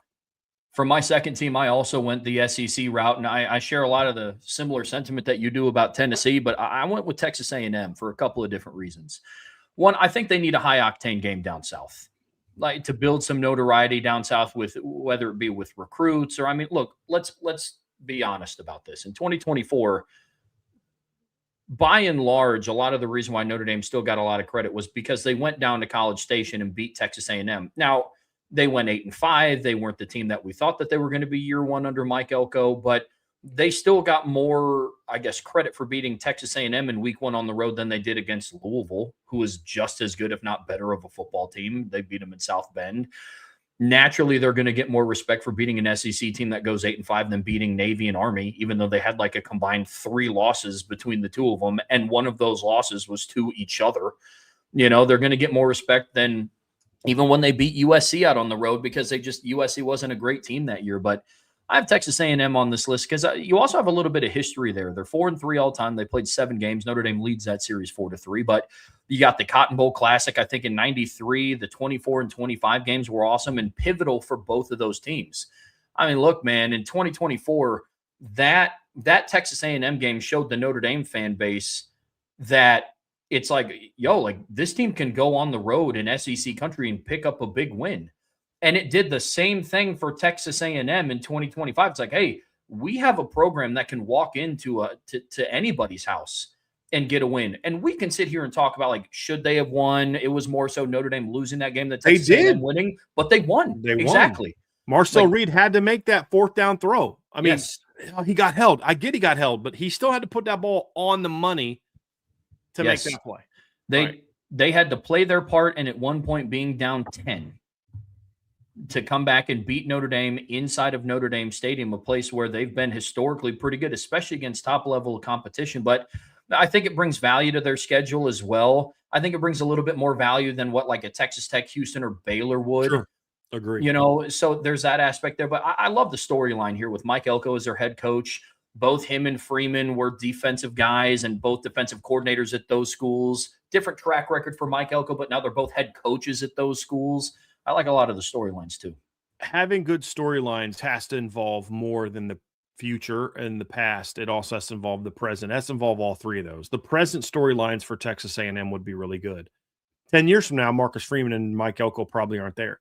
But you'd still have that past, though, Trev, to your point, which is why I like, you could ignite that a little bit. So I didn't have them on mine, but they definitely were under consideration. Ironically, the first 3 times they played was in the Cotton Bowl.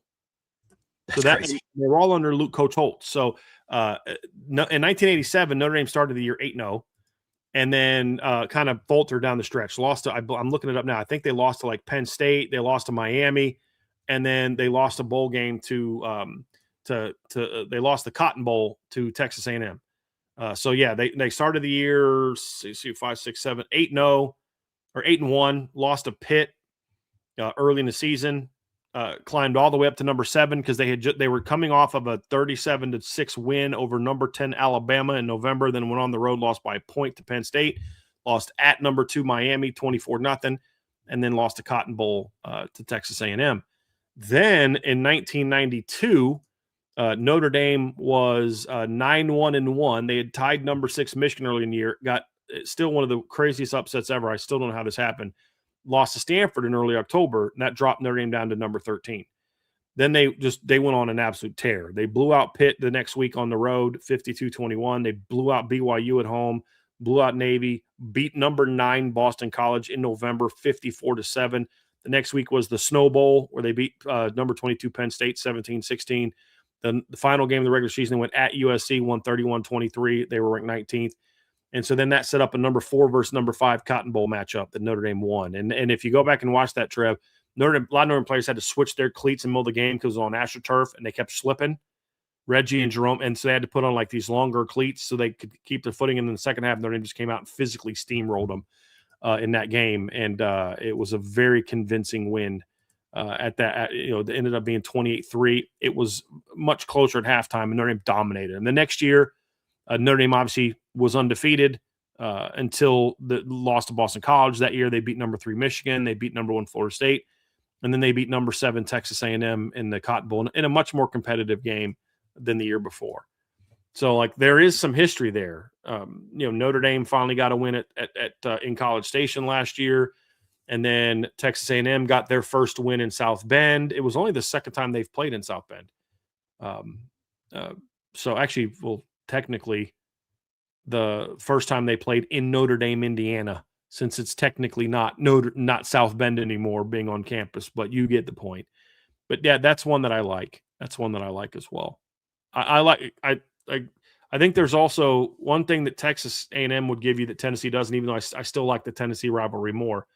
There's also some more recruiting benefits to that rivalry. Who's your number 3, Trev?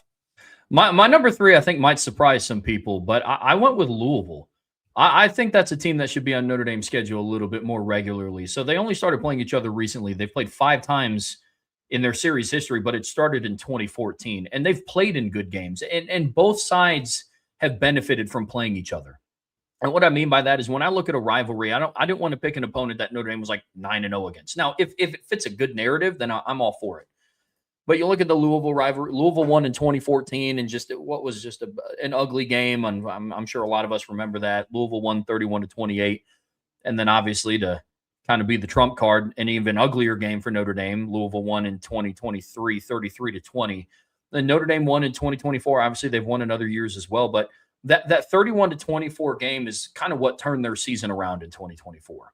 They beat Miami of Ohio 28-3. That was fine. They beat the brakes out of Purdue, and it is what it is. But that Louisville game, when they came to South Bend, faced adversity early.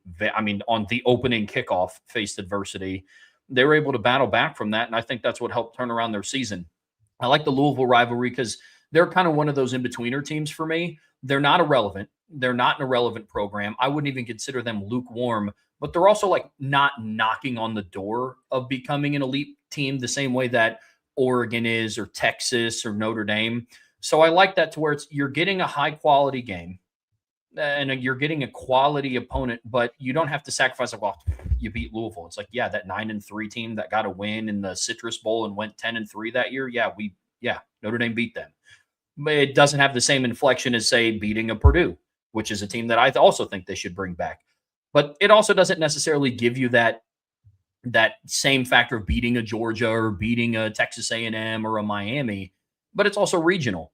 And I like that as well. I don't think every rivalry has to be, out in Eugene, Oregon, or out on the West Coast. Now I want the USC rivalry to come back, or, down in Florida or down in Texas. I like it also because it's regional, and I like Jeff Brom as a head coach.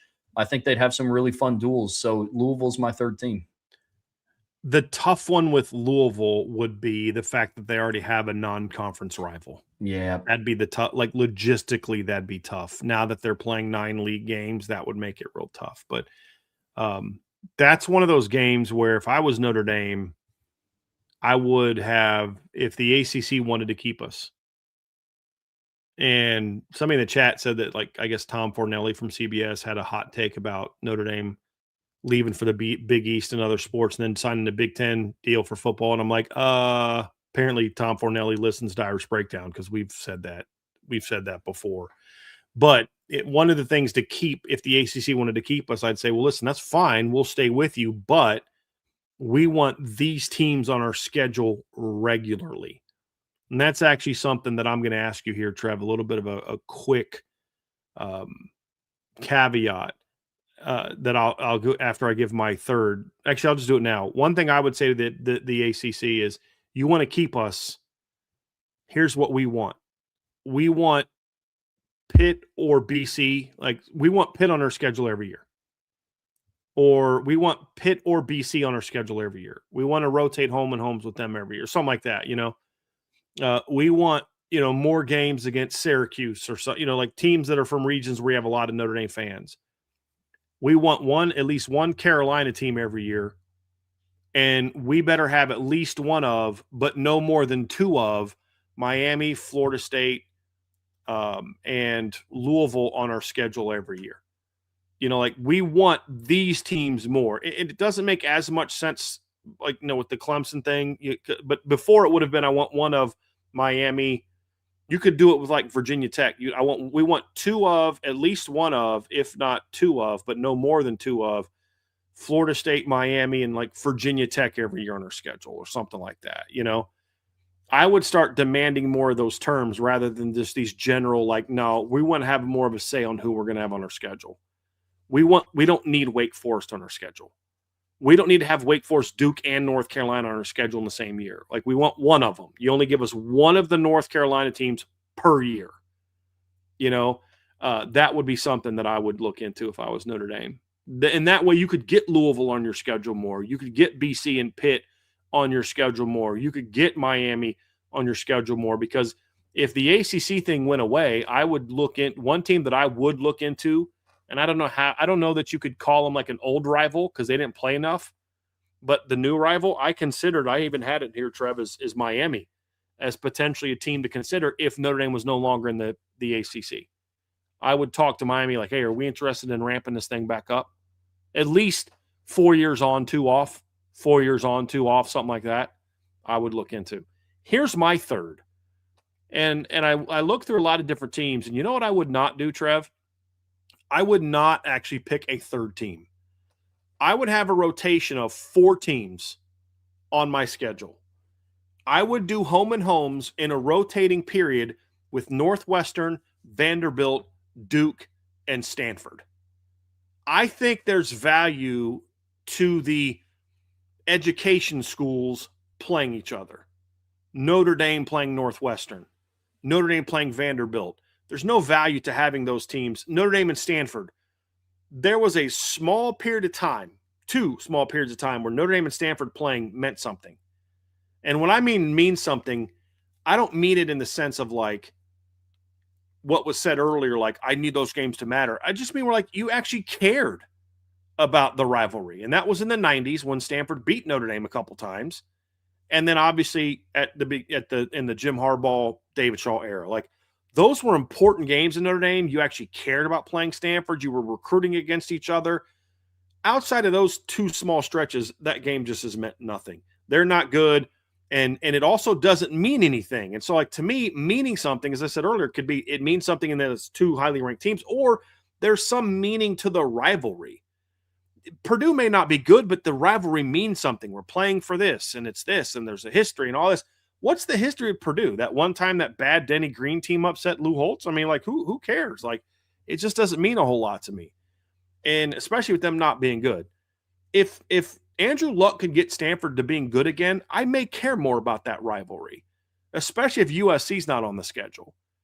But there's no merit to playing Vanderbilt every year. There's nothing in it for Notre Dame to play Duke every year. But I do think there's something in it to every year having one of those 4 teams on your schedule. And then saying, hey, look, we're the big dog of the academic schools. We're going to throw you a bone and get you some exposure for playing us. And that sounds super arrogant. I don't mean it to come across that way. But I do think there's value to those teams getting a shot at Notre Dame. And I think it was the year that Northwestern went to the Rose Bowl. I think they beat Notre Dame, with Damian Anderson and Pat Fitzgerald as a player. So I would have one of those 4 teams in a home and home situation every year. There may be a couple years that you get 2 of them on there, but every year I would have one of Northwestern, Duke, Vanderbilt, or Stanford on my schedule. I like that. I like that a lot, especially in this day and age of college football, still showing that there's institutions out there that still value the academics. Yes. I like that track a Yes. lot. We're like-minded institutions. Yeah. Let's play each other. Let's give each other some attention. And let's be honest, there's more in it for those schools to play Notre Dame than vice versa. Oh, But yeah. that's you're using your status as sort of the big dog of those schools to lift those others up. That's how I look at it. 100%. Real quick before we dive into the mailbag to take us home today, you said that when I sent you over my list, you were a little surprised by some of the teams that I had on there. I really thought you were going to have USC and Michigan. I'm shocked that there's even a possibility that Michigan wasn't on your schedule. Like, that's what I was really surprised by. And I was a little surprised by Purdue because in the past, I think maybe I'm confusing Purdue and Michigan State, but I thought that Purdue was a team that you had said you didn't really care if they played them or not. And the more I think about it, I think that might actually been Michigan State that you said that about. But the way you've talked about that Michigan rivalry, I just assumed it was going to be USC and Michigan on there. But the fact that you went away from that, I was like, okay, that's actually a better discussion because, it's easy to say, oh, USC, Michigan, and, okay, that's easy, right? So I was really surprised that you had an or there for USC or Michigan. I just assumed that'd be your 1 and 2. So yeah, I was it was one where when I look at Notre Dame's schedule now, it was one where it's like I think one a year is good, and honestly, especially with the recent history with Miami, we're getting a little bit of there's no USC on there, and it's interesting because I understand the argument completely about like the respectfulness for USC. This is one where I think it comes into play that like the younger generation, I could call it mine, of Notre Dame fans, it's been a little bit more of that in recent years than it has been like the overall history of the rivalry. It's like, I mean, the first game I've told you guys before, the first game I ever sat down and watched was the Bush Push, a game where my dad told me, he was like, that's an illegal play. You're not allowed to do that. And they still won. It didn't matter. You have some of the other games mixed in there, like the 09 USC Notre Dame game. It's like they go to, midfield and pregame. They're playing like hot potato at like center field with like the football and doing stupid stuff like that. Like you got their fans talk a whole bunch of mess despite getting absolutely owned in that rivalry really since 2010. You have Caleb Williams in 22 painting the FUSC or F Notre Dame on his fingernails or whatever the heck he likes to do. So it's like, for people my age, it's definitely more of hate than respect. Mm-hmm. And that's one of the reasons why it's like, okay, I'm down for like the good old fashioned hate rivalries, but it's like, you can't have, I hate USC and I hate Michigan and I hate Miami and I hate this team. It's like all on one schedule. It's like, hey man, I'm down for a good rivalry. That's kind of a whole lot of hate in a 3-month time span. It is funny how your experiences through a period of time can have such an impact on your view of a rivalry. So you're talking about your formidable years. USC was a powerhouse, and they kicked Notre Dame's teeth in a lot. So like I can only imagine what it was like when Notre Dame beat USC in 2010. You're probably thinking like, this is some giant accomplishment. And mine was like, it's about freaking time. You know what I mean? Because like when I grew up watching Notre Dame during my formative years dominate USC. And like I've said before, my first year really following Notre Dame was as a 10-year-old in 1988. And that was the game that I remember more than any other game that year. I've shared the story before. I was at my buddy Jameson Jennings' house. His dad had this big giant TV, satellite TV, all this other kind of stuff. And watching that Notre Dame versus USC game was like a very formative experience for me. But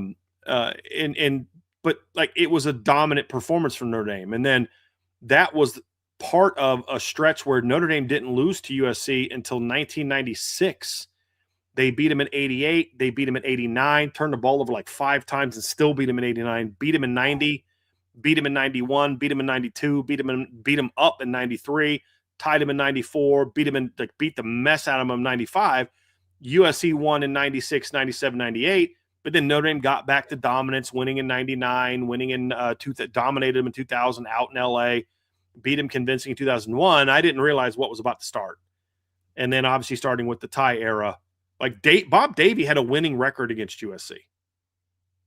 And then Ty Willingham and Charlie Weiss combined went 0 in 8 years against USC. And then, of course, now they're back to kind of dominating USC. But like what they're doing now to USC is kind of like what I grew up on. Like this is like, this is kind of how it was.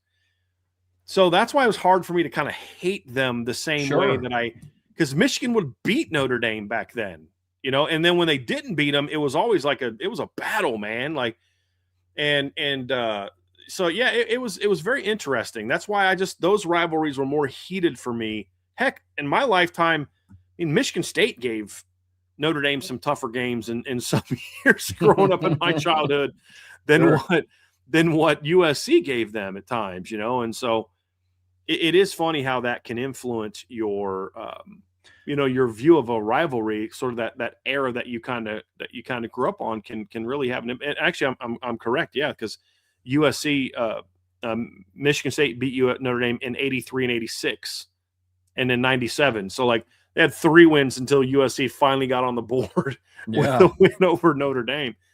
So it is kind of funny how that can shake things up a little bit, It's wild, man. I mean, and I hope no Notre Dame fan. I obviously don't like them now, especially for recent events and interactions with the fan base. But for the longest time, I also didn't care about Miami. Like the loss in 2017 sucked, but that was just more of like I hated seeing Notre Dame lose 41-8. Like I wasn't around for like the 80s and the Catholics versus convicts stuff. To me, that was all lore. It was like my first exposure to Miami was Notre Dame just dismantling them in the Sun Bowl. And then they blew them out again in 2012. Yeah. Yeah. And so like even when Notre Dame went 4-8, they beat a ranked Miami team. That's what I'm saying. You know what I mean? Like, yeah. That's what I'm saying. That's what's crazy about it, man. And like how much time kind of perceives that. Like that was kind of where it was with Purdue. Cause I would talk to my dad about the Purdue game. He's like, oh, it's a big one. I remember Drew Brees dice him up and all this stuff. And I was like, yeah, dude, I was 3. Yeah. I was like, I don't remember that. I remember Notre Dame going out to West Lafayette in 2005 and giving them the business. They were ranked then. And, but it's interesting, man. It's cool. It's really cool. Giving them the business. Well, I think even Charlie's bad teams still were able to beat Purdue except for 07, right? I know they beat Purdue in 07. Yes, they beat them in Purdue 08. beat them in 07, but like they beat them 08 and then 09, Jimmy, that was the game where Jimmy had to come off the bench late because he was hurt. I think he started and then came off, and then Dane played, and then he went back in, and then that's when he hit Kyle Rudolph with that last-second touchdown pass to beat Purdue. But, yeah, like Charlie only lost to him once, and, their 08 and 09 teams beat Purdue. Yeah. But even then, there were still some competitive games. 2012, Purdue gave Notre Dame a game. 2013, Purdue gave Notre Dame a game. So, yeah, they've had some battles. Brian, to take us home here on the Irish Breakdown podcast, brought to you by our friends over at FanDuel. We got a daily mailbag to take us home the rest of the way. And if this does happen to be your first mailbag, we get new listeners all the time. We love it. Welcome to anybody who this is your first time listening. So a mailbag, it's basically just our opportunity to give back to daily listeners and answer a lot of the questions that you guys have. So if you do have a question, you can put MB for mailbag, or you can put a mailbox emoji. That lets us know to set your question aside. And then obviously super chats all get bumped up to the top. And so, Trev, there's a question that I'd like for you to bring up first, because when I had to restart my computer, I lost a bunch of them. There's one that I'd like for you to queue up first. It's from our guy, Raymond Hartman. And he asks, what is Lane Kiffin crying about this week? So I'm not even upset at Lane Kiffin specifically. It's more of a pattern of just whiny, crybaby, not in touch with reality, spoiled brat talk from SEC people, head coaches, media people, their commissioner. The thing Lane Kiff was talking about today in this instance was they're asking him about, were you for or against playing a 9th conference game? And then he starts, and Lane's kind of got like a bit of a whiny voice anyway. He just naturally sounds kind of like a whiner, just the tone of his voice. And he starts complaining about, well, it's really doesn't make sense until they fix the committee and they really put an emphasis on strength of schedule, blah, blah, blah, blah, blah. Poor us, poor SEC. We got screwed again. How did you get screwed? Like, seriously, stop freaking crying. that meant something to me in a 12 to 14 league season. When you were in the SEC West, when you were LSU 5 years ago, you were going to have a gauntlet every year. And I could understand crying about why should we add a ninth game when the Big Ten is playing that and the ACC is playing that. And I got to play Bama, Auburn, A&M, and then our crossover like every year is like Tennessee or Florida. We don't get to duck Florida the way that Bama got to duck Georgia or vice versa, depending on your perspective for all those years. They almost always got a Tennessee or a Florida in their SEC East crossover game. LSU still forever would still go play tough non-conference games. Every year, they would go play tough non-conference games. And so when I look at this crying about how the strength of schedule is not good, and I'm like, what are you talking about? You crybabies went out after 2024 when you got your butts kicked in the postseason and a bunch of mediocre teams that got beat by bad teams didn't make the playoffs. And then those same mediocre crybabies went into the postseason and lost bowl games to Illinois and freaking Michigan and wanted to act like, oh, but it's because we didn't care. Well, maybe you should care more. And if you'd care more, maybe your top teams would stop freaking get beat by Florida. Maybe if you cared more, you wouldn't have lost to freaking Kentucky, Lane. You'd have been back-to-back playoff team if you hadn't lost to a freaking Kentucky team at home, Lane. If you hadn't lost to a crap Florida team at the end of the season, Lane. Like, here's a thought. Stop getting your butts kicked by crap teams, and you might actually make the playoffs. Instead of having to cry your way into automatic berths, why should you just automatically get 4 teams? You got 5 in last year. And one of your teams had no business being in, and we had to listen to freaking ESPN and the committee talk about how impressed they were by beating a freaking 5-7 Auburn team who sucked. I had to listen to Greg McElroy ruin all his credibility with me trying to advocate for how talented Auburn was and how that was somehow an impressive game. Notice I haven't been back on that show since then. And how impressive this 5-7 Auburn team was that you beat by a freaking touchdown and should have lost if they didn't have 2 long touchdowns called back by penalties. And if Alabama didn't have an interception on a ball where there wasn't an Alabama defender within 7 yards of the guy, but it went right through a guy's hands and behind a guy to Alabama. They choked that game away. You didn't win it. And I had to listen to the committee explain how that was important. I had to listen to the freaking committee talk about, well, we went back and watched Notre Dame and Miami again in week 1. You're going to ignore the fact that Alabama lost to a 5-7 ACC team by 2 freaking touchdowns in the first game? That doesn't matter? Well, they had a tough schedule. They did? Well, they beat Georgia. Oh, great win. That's one of the best wins all year. What else? Oh, well, they beat Missouri. Unranked. Okay, keep going. They beat Tennessee. Unranked, but please keep going. What other big wins did they have besides Georgia that made you believe that we can ignore the fact that they got their butts kicked in the SEC title game? Oh, I'm shocked that Alabama got murdered by Indiana. No, you're not. And if you are, you don't know football. Because anybody with any kind of football IQ would have looked at those 2 teams and said, that team's going to beat the crap out of that team because that team sucks. That team hasn't played a good game in 2 months. Oh, they beat Vanderbilt. So freaking what? Who cares? Vanderbilt was a mediocre team last year. They beat up on each other. Look at all the bad losses they had out of the league. South Carolina goes and gets beat by Clemson. Kentucky gets blown out by Louisville 41-0.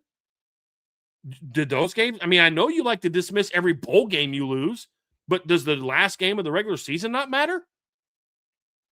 I watched Kentucky play Texas way tougher than they played Louisville.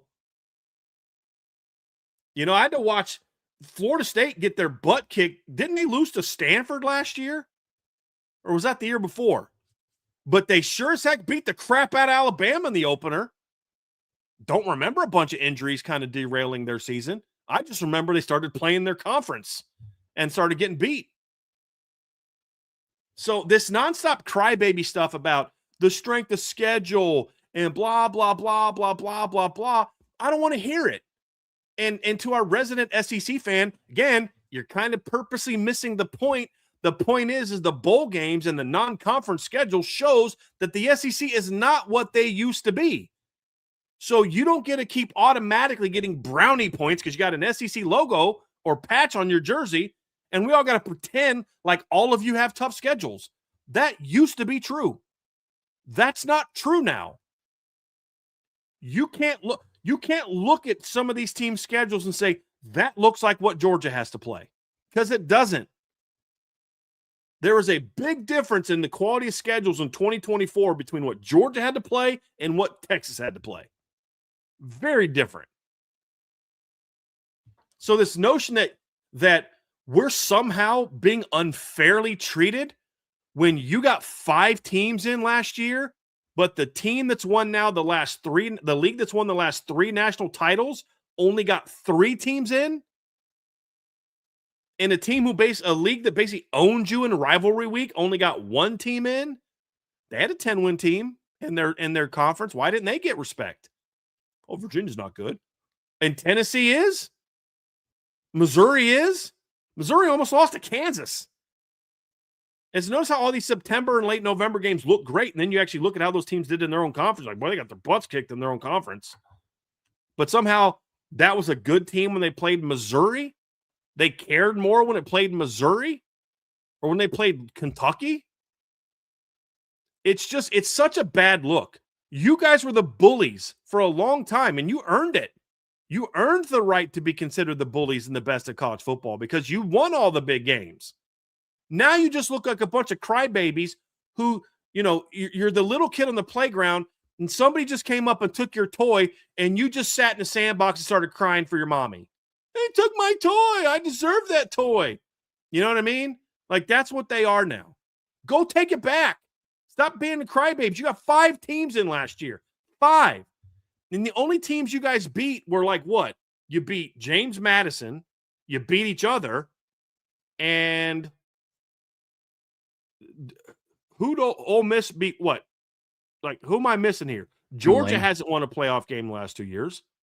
Tennessee got killed last year. Texas is the only team that's like really done any kind of impressive run in the SEC. I like what Ole Miss did last year. Good for them, but they beat a team that they had already played in the regular season who hasn't won a playoff game in the last 2 years. And then they beat James Madison. Like, what am I supposed to be impressed by that? I mean, Georgia's won as many playoff games the last 2 years as SMU has. They've won as many playoff games the last 2 years as Boise State has. Arizona State, Clemson. So it's just, it frustrates the heck out of me, Trev, to listen to this nonstop crybaby stuff from SEC coaches. And good on Greg Sankey for not being a fan of the automatic bids thing. Because I think he's smart enough to know, guys, we're getting a pretty good deal. And here's the thing. The crying you did after 24 is why you got 5 teams in 25. You guys got the committee to bow to your wishes and give this bullcrap garbage strength of schedule formula that pretends the SEC still the dominant program, and you went out in the playoffs, and guess what happened? Same exact freaking thing that happened the year before.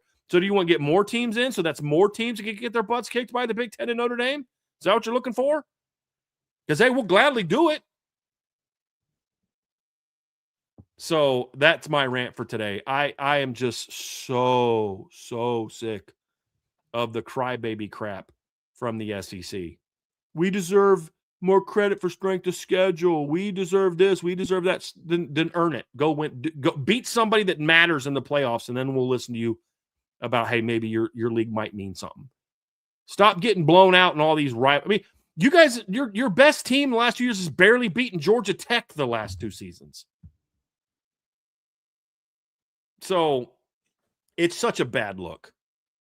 And it's just such crybaby crap. You're the head coach at LSU and you're crying about strength of schedule formulas and all this other kind of stuff. Give me a break.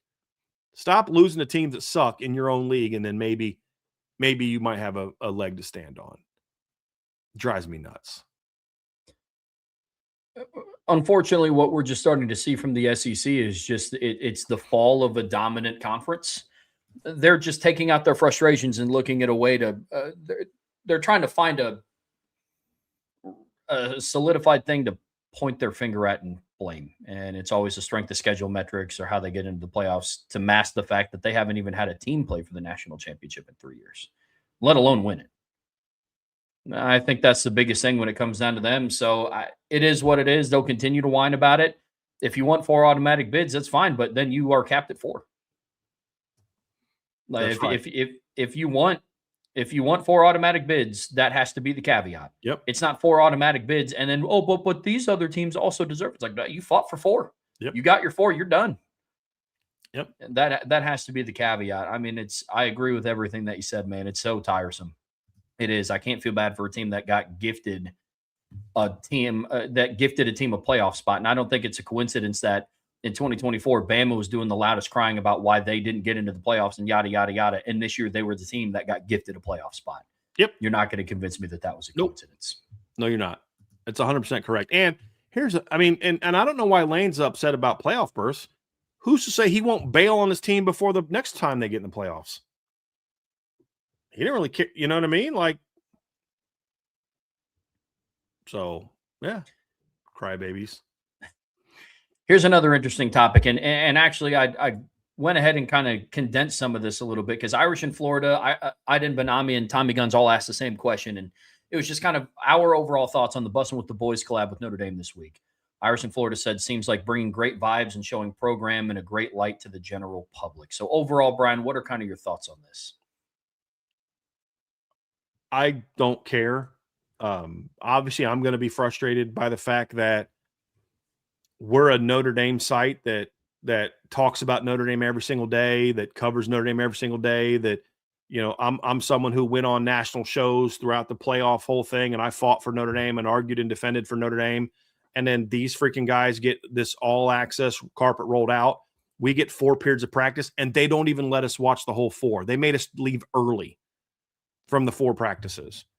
So it's like, for me personally, it's hard for me to disassociate the fact that we keep getting crapped on, and then people like, you know, JD Pickle or whatever his name is, and Bussin' with the Boys, and, you know, and let's not even get into Taylor Lewan's background and you know, who you're rolling the red carpet out for. Yeah, I'd have a problem with that. And I know Notre Dame fans don't care. They don't care how this affects us. That's fine. They just like that their program's getting seen in a good light and whatever. For the fans of Bussin' with the Boys, I'm sure it is a good light, and there's nothing wrong with that.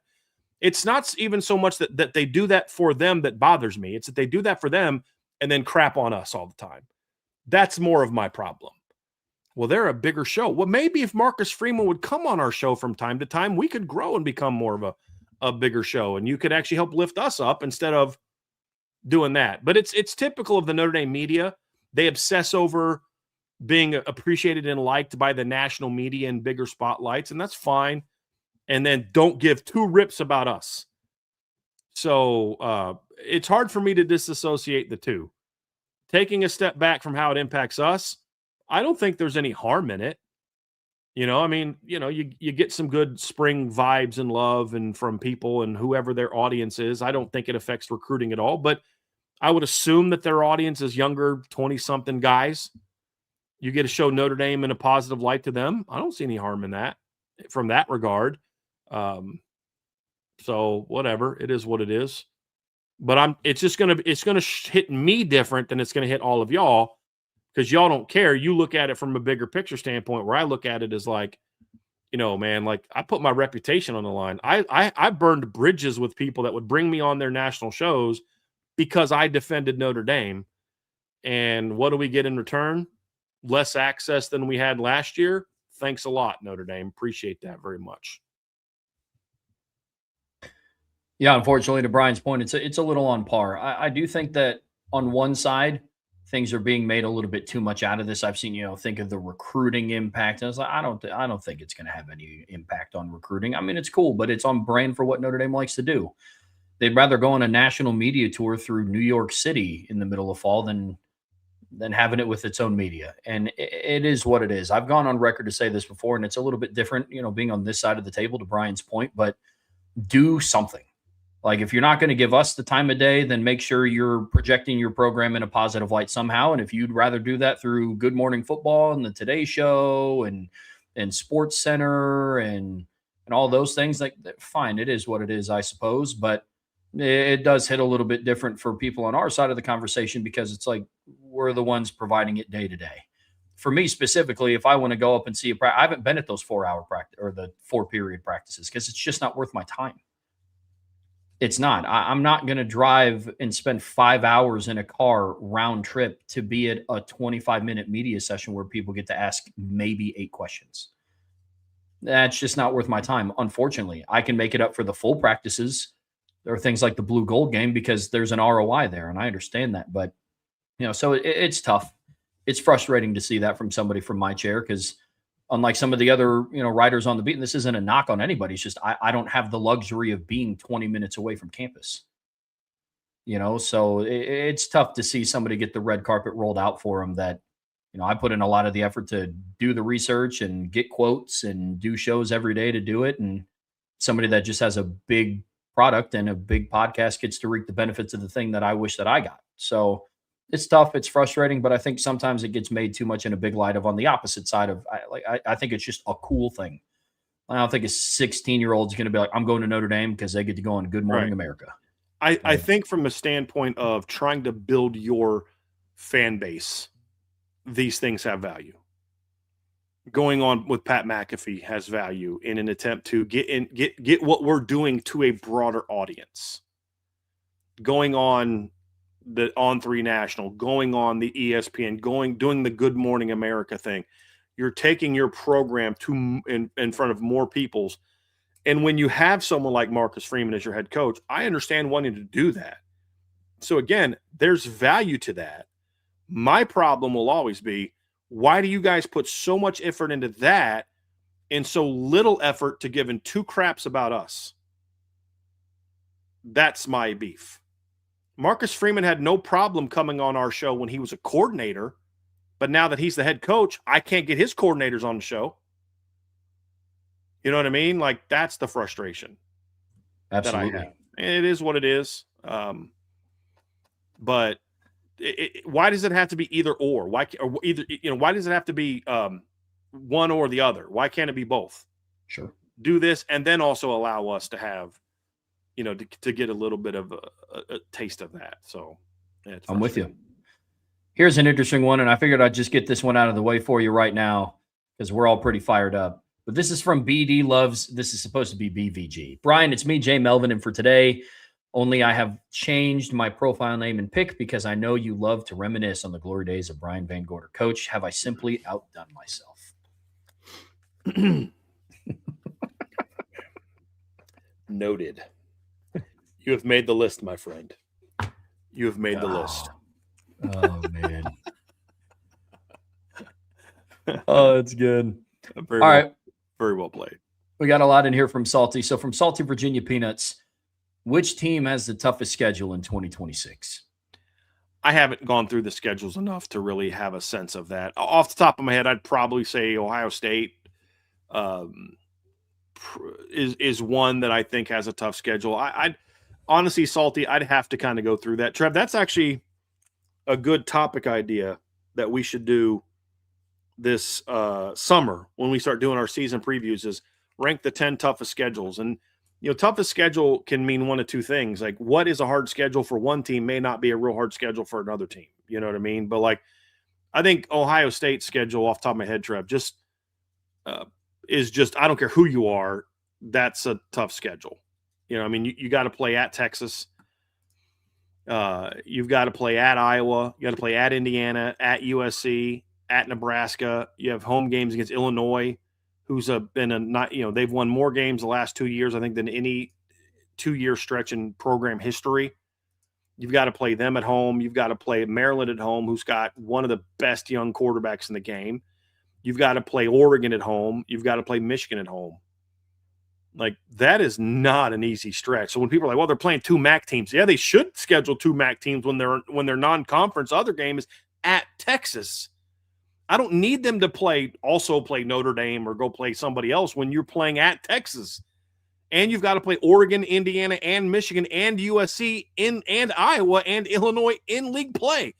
You could make a case. I'm trying to think of who would I be missing. If I were to say to you, that Ohio State has to play the 6 best teams in the Big Ten next year, who would I be missing? Penn State reputation-wise, but I don't think Penn State's going to be one of the 6 best teams. Am I nuts for thinking that Indiana, Oregon, USC, Michigan, Iowa, and Illinois are the 6 best teams in the league? Maybe Washington, maybe Penn State, but they're going to play this, in my opinion, the 6 best teams in the Big Ten next year. Plus, they have to play at Texas in the non-conference. That's a brutal schedule. Insured by Big said South Carolina has a tough schedule. Let me just go pull theirs up real quick, Trev, and we'll take a peek at that one, see what theirs is. There's a couple SEC schedules that are tough. They've got, obviously, Clemson on the road in their non-conference. They've got Towson at Kent State at home, Towson at home, Mississippi State at home, Kentucky at home, Tennessee at home, Texas A&M at home, Georgia at home. Then they play at Bama, at Florida, at Oklahoma, at Arkansas, at Clemson. That's a pretty tough schedule. Alabama will be top 25. Florida might be top 25. Tennessee might be top 25. Oklahoma will be top 10. A&M's top 10. Georgia's top 10. And you and I think Clemson might be. I mean, there's 7-8 teams in their schedule that might be ranked at some point in time next year. Yeah. That's a tough schedule. That's a tough schedule. Let's see what Georgia's got this year. They normally get a tougher slate. They obviously have Georgia Tech at home. Will actually be on a neutral field this year. Will it be on a neutral field? I thought they were moving to all of them neutral fields. We'll see. They got Tennessee State, Western Kentucky, at Arkansas, home against Vandy, home against Oklahoma, home against Vandy, at Bama, home against Auburn, Florida neutral, at Ole Miss, home against Missouri, at South Carolina, home against Georgia State. I mean, that's a tough schedule, but that's not as tough as it's been in past years. Just because some of those teams I don't think are going to be as good. Like I don't think Ole Miss is going to be as good as they were the last couple of years. So if they are, then that's a little bit of a tougher schedule, in my opinion. Like, is South Carolina as good as they were in 24? Is Ole Miss as good as they were the last couple of years? Is Bama bounce back like you and I think they are going to be, or is Oklahoma going to be as good? If that's the case, that's still only 4 top teams. That's not a whole lot different than Notre Dame's schedule. It's tougher because, like, I would argue Florida's better than their 5th and that kind of thing. But, like, you're basically playing 4 really good teams, and then after that, we'll see. So we'll look at a couple of those. But, yeah, I think Ohio State's is really tough. I think that's a real tough one right now. Agreed. I'm with you. We got a super chat in here from Just Knox. Appreciate you. Choose one of these teams to create a 10-plus game home and home with non-traditional. We got Texas A&M, Miami, Oregon, LSU, Penn State, BYU, Michigan State, Florida, Oklahoma, Texas, IU, and Nebraska. So let's take Michigan State out of the equation. Let's take BYU out of the equation. Let's take A&M and Miami out of the equation, since we already talked about those as being teams that we would like to see Notre Dame play. And I don't think in my opinion, they wouldn't necessarily count the same way as like a non-traditional. So let's go with between Oregon, LSU, Penn State, Florida, Oklahoma, Texas, Indiana, or Nebraska. Of those teams, choose one, Trev, that you'd like to play from that, like in a home and home. Well, you're going to have Florida coming up. I mean, I'd probably pick that's a tough one. I'd probably pick Penn State or LSU because I've said before, I don't care about playing Oregon in the regular season. You've already got one coming up against Florida. The Oklahoma series entices me. So does Texas, but you've played both of them recently, and you've got Texas coming up again on the schedule. So they're already on the schedule. Nebraska, just because, you know what? Here's what I'm going to go with Nebraska. Notre Dame's got some payback they got to give to Nebraska. Nebraska got Notre Dame when Notre Dame was down and beat them twice. I would like to play Nebraska in a home and home and give a little bit of payback for 2000 and 2001. That's what I would like to do. Go out to Lincoln.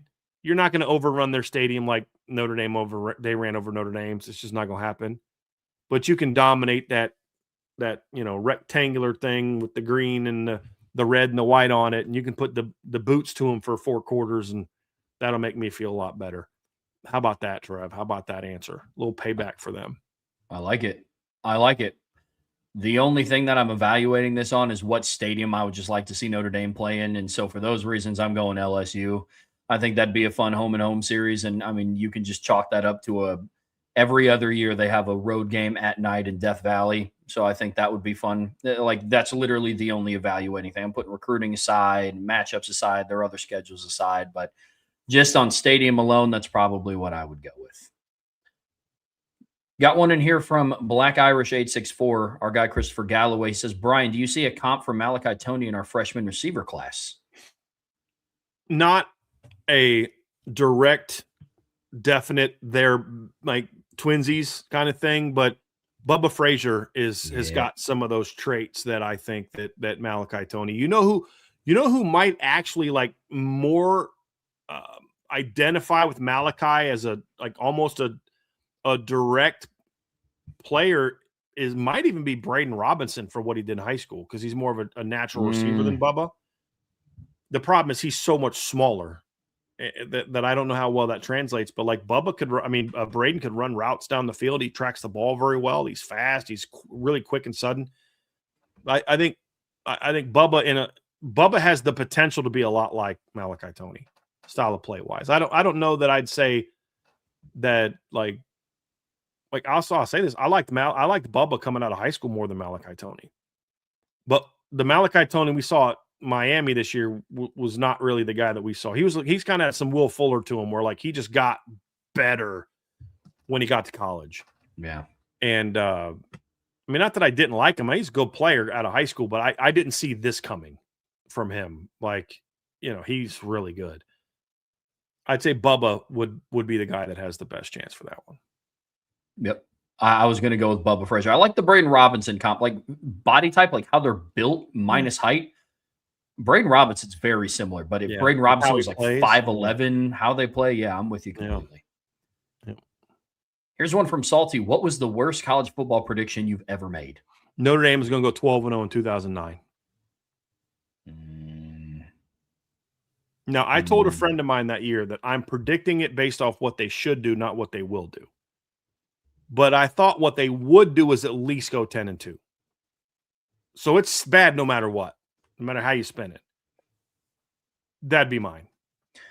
Yeah, we got this question last week when Sean and I did the mailbag, and one of the things I said was just go look at my FanDuel account. And you can go see how many bad college football predictions that I've made over the years. But one of the worst ones is I took Notre Dame alternate spread minus 21.5 over Northern Illinois in there. Ooh, my dad wanted to bet on the Northern Illinois game, and I said, "Don't do it." I told him not to do it, and I'm glad he listened to me. Yeah, because I just felt like it was going to be. I didn't think they were going to lose, but I thought it was going to be a little bit of a letdown game, because we talked about how much we liked that team coming into that matchup. We did.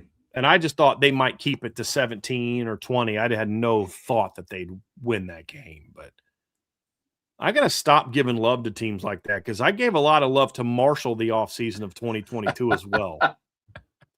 Vince was like, they're the worst team. Vince and I argued for like 10 minutes one day on the show, because he was like, Marshall's the worst team on the schedule. I was like, oh, you're nuts.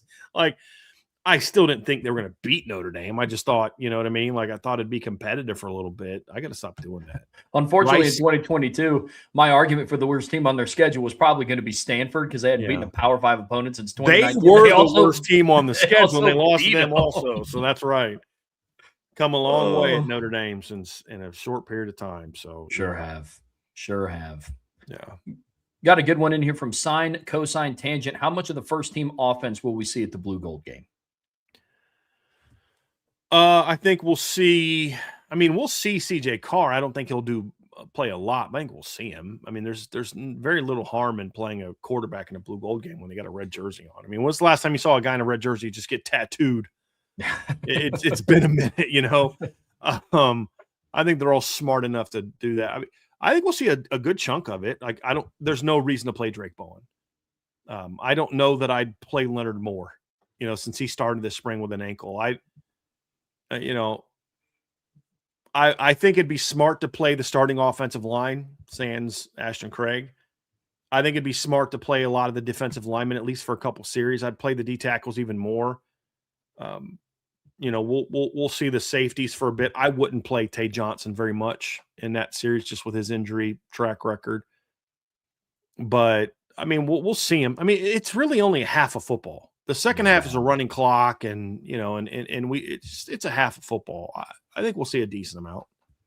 Anyone with any kind of injury won't play, and shouldn't, honestly. If it's like I bruised my pinky finger, and you know what I mean, like, okay, dude, you can play.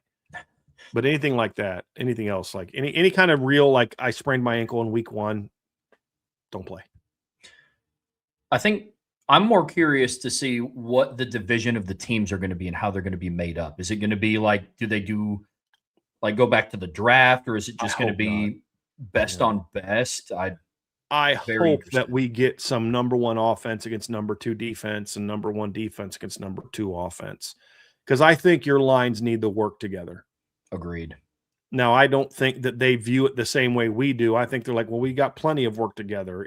But I still say, and I know that I'm in the minority here, and I know that the Notre Dame coaches don't agree with me because of how they run their spring game. There's value, no matter how many spring practices you have, there's value to getting reps for players inside that stadium with 20, 30, 40,000 people in there cheering them on. I know that doesn't, quote unquote, mean anything, but you can't tell me those reps don't have any positive impact whatsoever for certain players. Do I care about CJ Carr getting those reps? No, I don't. Do I care about Mylan Graham and Micah Gilbert and James Flanagan and Will Black and a new look offensive line getting those reps? Yeah, I do. Do I care about Leonard Moore getting those reps or Boubacar getting the reps? No, I don't. Do I think Bryce Young could value those reps? Yes, I do. Do I think it could be good for Tion Gray and Francis Brew to get those reps? Yes, I do. Same with Keon Keeley. So I don't care that Tay Johnson plays in that game, but I think that we got to stop looking at it as having no value whatsoever and then overstating it like somehow we can conclude that such and such is going to happen. CJ Carr throws 2 picks in his first 2 series. Oh, no, he shouldn't be a Heisman contender, right? Like, that's dumb. But, like, there is value to having them playing inside that stadium with a crowd. Yeah. I don't care what you say. Playing in that stadium the week before, hypothetically, if they did that, let's say they have a little team scrimmage in the stadium. That's different with an empty stadium. When you put 20, 30, 40,000 people in the stadium, it means something different. It's aired. It's going to be on national TV. People are going to watch it. There's a lot more pressure in that situation than there is when it's just you guys in a stadium. There's value to that. You don't want to overrate it, but there's still value in that. Agreed. I'm with you completely. Here's one in here from our guy, Trevor Rocket. It's been a minute since we've seen you in the channel, man. Good to see you back here. He has a question. How does Cam Herron look at center to both of you? We haven't seen a whole lot from him. I mean, we've got 1 full practice with no pads on and then 2 4-period practices. Here's what I'll say about Cam. He's really explosive in tight quarters. He's got a lot of natural power. You can tell he's still not where he needs to be as far as what to do and how to do it every rep, but there's some impressive tools to work with there. Yep. Definitely some good tools to work with. And unfortunately, like, Brian has seen Cam Herron more than I have. The only time I've seen him is in a practice with just a helmet. Right. And it was the first one of the spring. I'm with you. From ICURN with Irish Luck, if you had to say one of the 2 recruits in 2027 is most likely Carnell Tate, who would it be? Would it be Quentin Burrell or Cade Cooper? I would say Burrell. He's not a burner, but knows how to get open. I think they're both similar to Carnell Tate. I would argue that Burrell is a little bit more similar in style of play to Carnell Tate. There's also the Chicago aspect. I think Carnell, obviously not a burner, smooth athletically, knows how to get open, route runners he mentioned, and I think that's very similar to Quentin Burrell. I think Cade Cooper is more of like he's got a little bit more explosiveness to him. He's got a little bit more win one-on-one. Like, hear me now. I'm not saying he's anywhere close to being as good. I'm simply talking about style of play. His style of play is more similar to Jeremiah Smith than it is Carnell Tate. As far as just, again, style. You could have a guy that's a 9th-round draft pick. I know there's only 7 rounds. That's my whole point. Who stylistically is like Jeremiah Smith. Doesn't mean he's as good as Jeremiah Smith. It just means his body type, how the route you're going to use him on, the way you're going to have him within your offense would look more like Jeremiah Smith than Carnell Tate.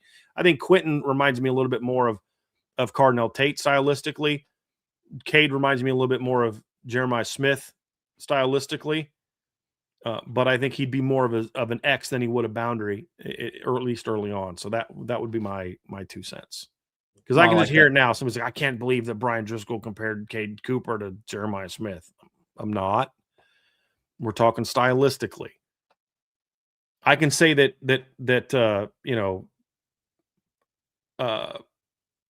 Blake Hebert stylistically is more similar to Josh Allen than he is Aaron Rodgers. It doesn't mean that I think he's either one of those players. I'm just saying stylistically, who's he going to look more like? He's going to look more like this guy than that guy. You made the same comparison with CJ Carr. Like you were like, he's like the comp stylistically is Joe Burrow. A lot of similar skill sets. Doesn't mean he's going to go 15-0 and throw 60 touchdown passes. Right. And, Exactly. I'm with you, man. You got to preface that because some people are going to take that and be like, I thought you said he was going to be like Jeremiah Smith. I'm going to open my X feed and it's like, you heard it here first on April 8th. Brian Driscoll says Cade Cooper. If Cade Cooper breaks out and becomes a top 5 draft, I told y'all he was like Jeremiah Smith. So, yeah. So it only goes one way, though. It only goes one way. Absolutely. Got another recruiting question in here from Salty. Is Jake Nara, the quarterback in Camden, Illinois, he was Rivals MVP in the recent Elite 11 event in Indianapolis. Is he going to receive a scholarship offer? No clue. Fair enough. That's it. No clue. Yeah, fair enough. From Tom Redinger, how important or nice will it be to be able to rotate corners and give guys breaks this year during the season, especially with BYU and Miami at the end of the season? It's good to be able to do that, Tom. I'm not a huge fan of rotating corners a lot. I think corner's a position where the more you play, the better you're going to have a feel for what's going on, how a guy runs routes, how a guy runs routes, how certain guys have little ticks and tells and tendencies and things like that. And the more you face it, the more you're going to have it. I mean, you get into the fourth quarter of a game and a guy's about to run a post route on you. Well, the last 2 times he ran a post route, he actually ran it against the other guy, not you. You haven't seen that yet. And so I think there's some value to that, but it is nice to be able to do it. Like with Leonard Moore, I would have it more where I don't know how much I'd rotate him, but I'm yanking him when any game is out of order. Like if it's early enough to yank CJ, it's early enough to yank Leonard Moore. He's got 4 tackles and 2 pass breakups. He's good to go. Then second half, maybe I might rotate a little bit more if I'm up 17 at the half or something like that. That would be where I would go with that one. Yes, I'm with you completely. With the early slated schedule, definitely be more willing to pull the guys that just don't have to be in there, the guys that you're going to need for October 18th and November 7th and Senior Day against SMU, and then obviously the postseason. I'm with you completely. From Tommy Guns, first Southern Cal, then Penn State. Who will be the next team or program Notre Dame breaks, and will it happen this season? Oh, goodness. First Penn State, first USC, then Southern Cal. Let me think of a team that. I got to think that Purdue's getting awfully close to all right, we just don't want to play them no more. Like that might be one, but trying to think of who that might be. I mean, look, they could end Luke Fickell's attempt at a resurrection in like a game, depending on how bad they do them. You know what I mean? Like. They go out there and hang like a 50-something to 7 game on Luke Fickell. It's like, okay, you're not recovering from that one. That might be one. I have an interesting one. It's bold, but I'm going to say SMU. Okay. The last time they went to a big high-octane stadium, Penn State broke Kevin Jennings for a little bit. Sure. And I think now towards the middle part of the 2025 season kind of got out of that funk. And I could see it going to Notre Dame, and you're going against Leonard Moore and Christian Gray and Tate Johnson and Adon Schuler and that pass rush on Senior Day. And I could see that where it kind of nixes their comeback a little bit. Yeah. Not that I'm hoping that it happens. I'm not, but I could see that. From Michael Rice, Brian, can you give me your bold prediction for this year, April pre-spring game version? So Michael, like the one I don't know, but here's the thing. I don't know how bold I can really be with this team. Like, is it bold to say Notre Dame's going to go 15-0 and win the national title?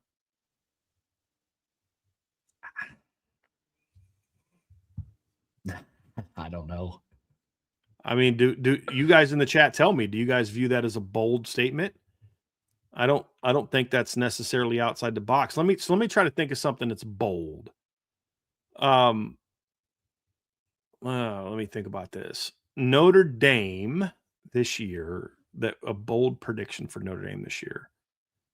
Let me think of one. All right.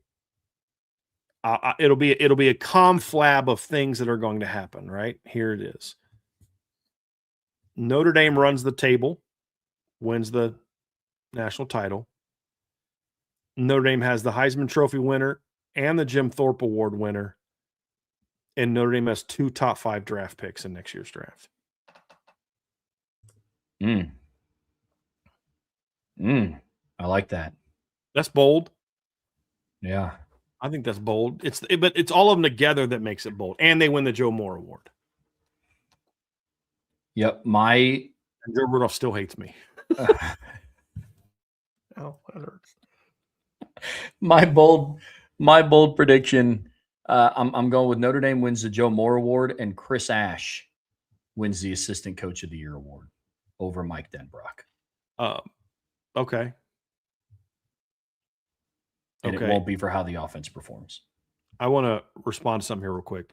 Aaron Triglith said it is bold because we haven't seen Notre Dame make it to 12-0 in the regular season. Yes, we have.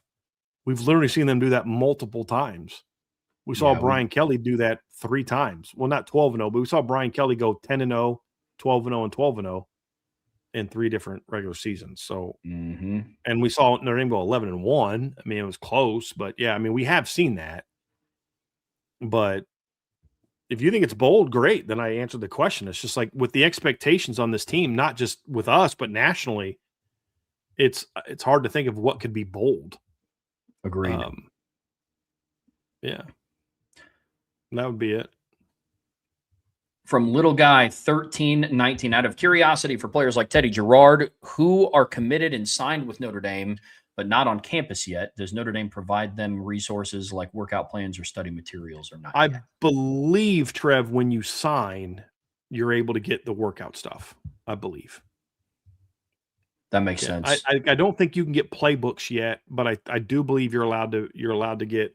At least it used to be this way. I don't know what the rule is now, but once they're signed and they're like they've gone through the admissions process and they've been accepted into the university, they've gone through all the paperwork. They're now officially a member of the institution. Even if you're not going to arrive till summer, that you can get workout stuff. I do believe. I'm pretty confident in that, unless it's like I said, unless it's changed in recent years. No, that makes sense. Got one in here from Tommy Guns. I know there will be the rotation, but what are the chances that Jaden Greathouse gets Wally pipped by Mylan Graham? Does Jaden Greathouse need to get healthy in a hurry? Well, yeah, I mean, that's true, but that's true for a lot of people. Yeah, I mean, I think that's true for a lot of people.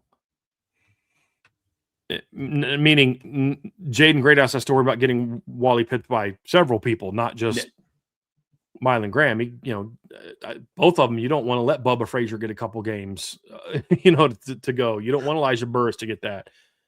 So, no, obviously, look, Jaden Greathouse is an extremely talented player, but if he can't stay healthy, there's other talented guys that are getting those opportunities to go show, hey, I can stay healthy. I can go make plays.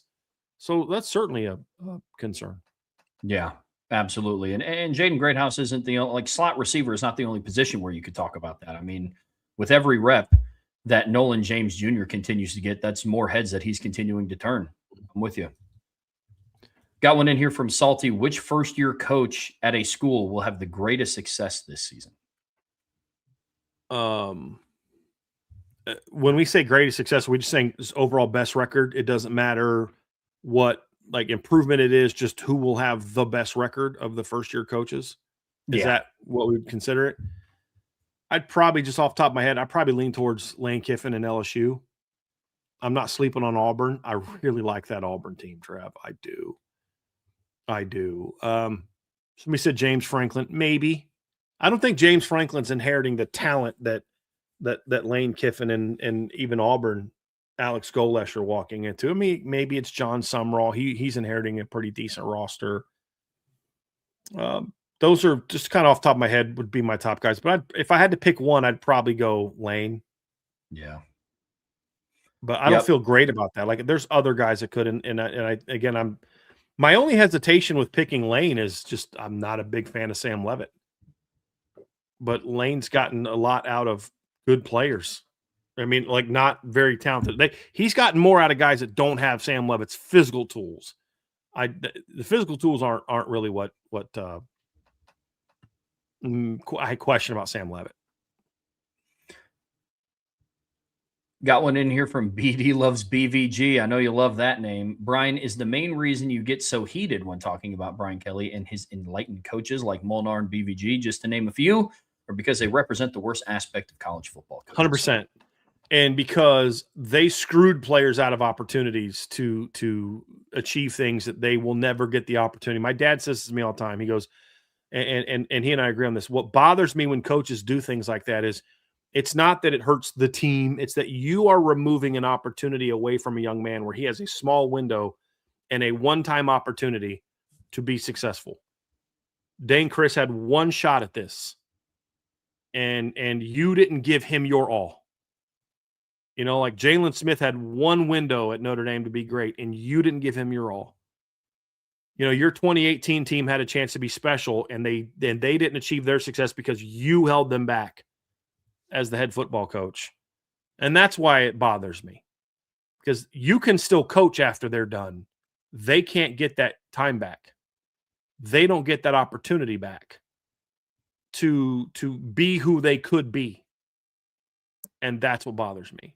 And the fact that Brian Kelly cared so little about the things that go into being a coach that led to so many of Lou Holtz's players paying tribute to the life he led and the leadership he showed and the love he showed, because they're still being impacted by him.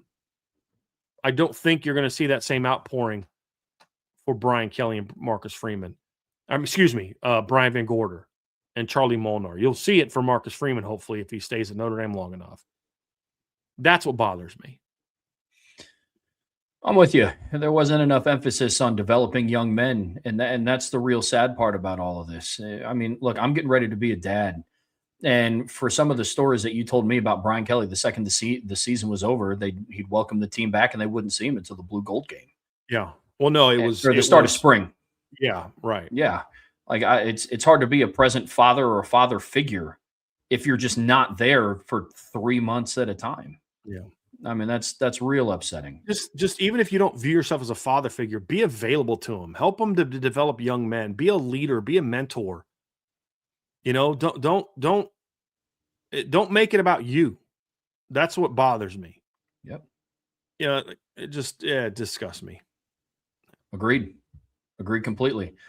Got another one from BD Loves BVG. Brian, I saw on X the other day, Andy and Ari were talking about Devin Fitzgerald as potential best wide receiver for this team in this season. Does it irritate you that mainstream media has zero clue about Notre Dame?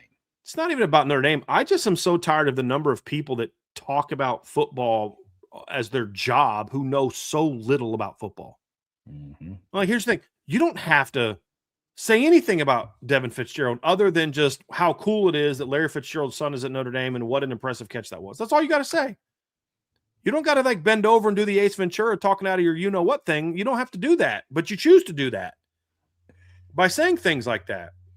And then you're going to sit on your high horse and talk about how adamantly that Notre Dame doesn't belong in the playoffs. You don't know a dang thing about Notre Dame, despite the fact it's your freaking job to know about these teams. Like, I'd like to say that I've never gone on a channel of another team's show and known more about that team than the person that was hosting me. Sadly, that would not be true.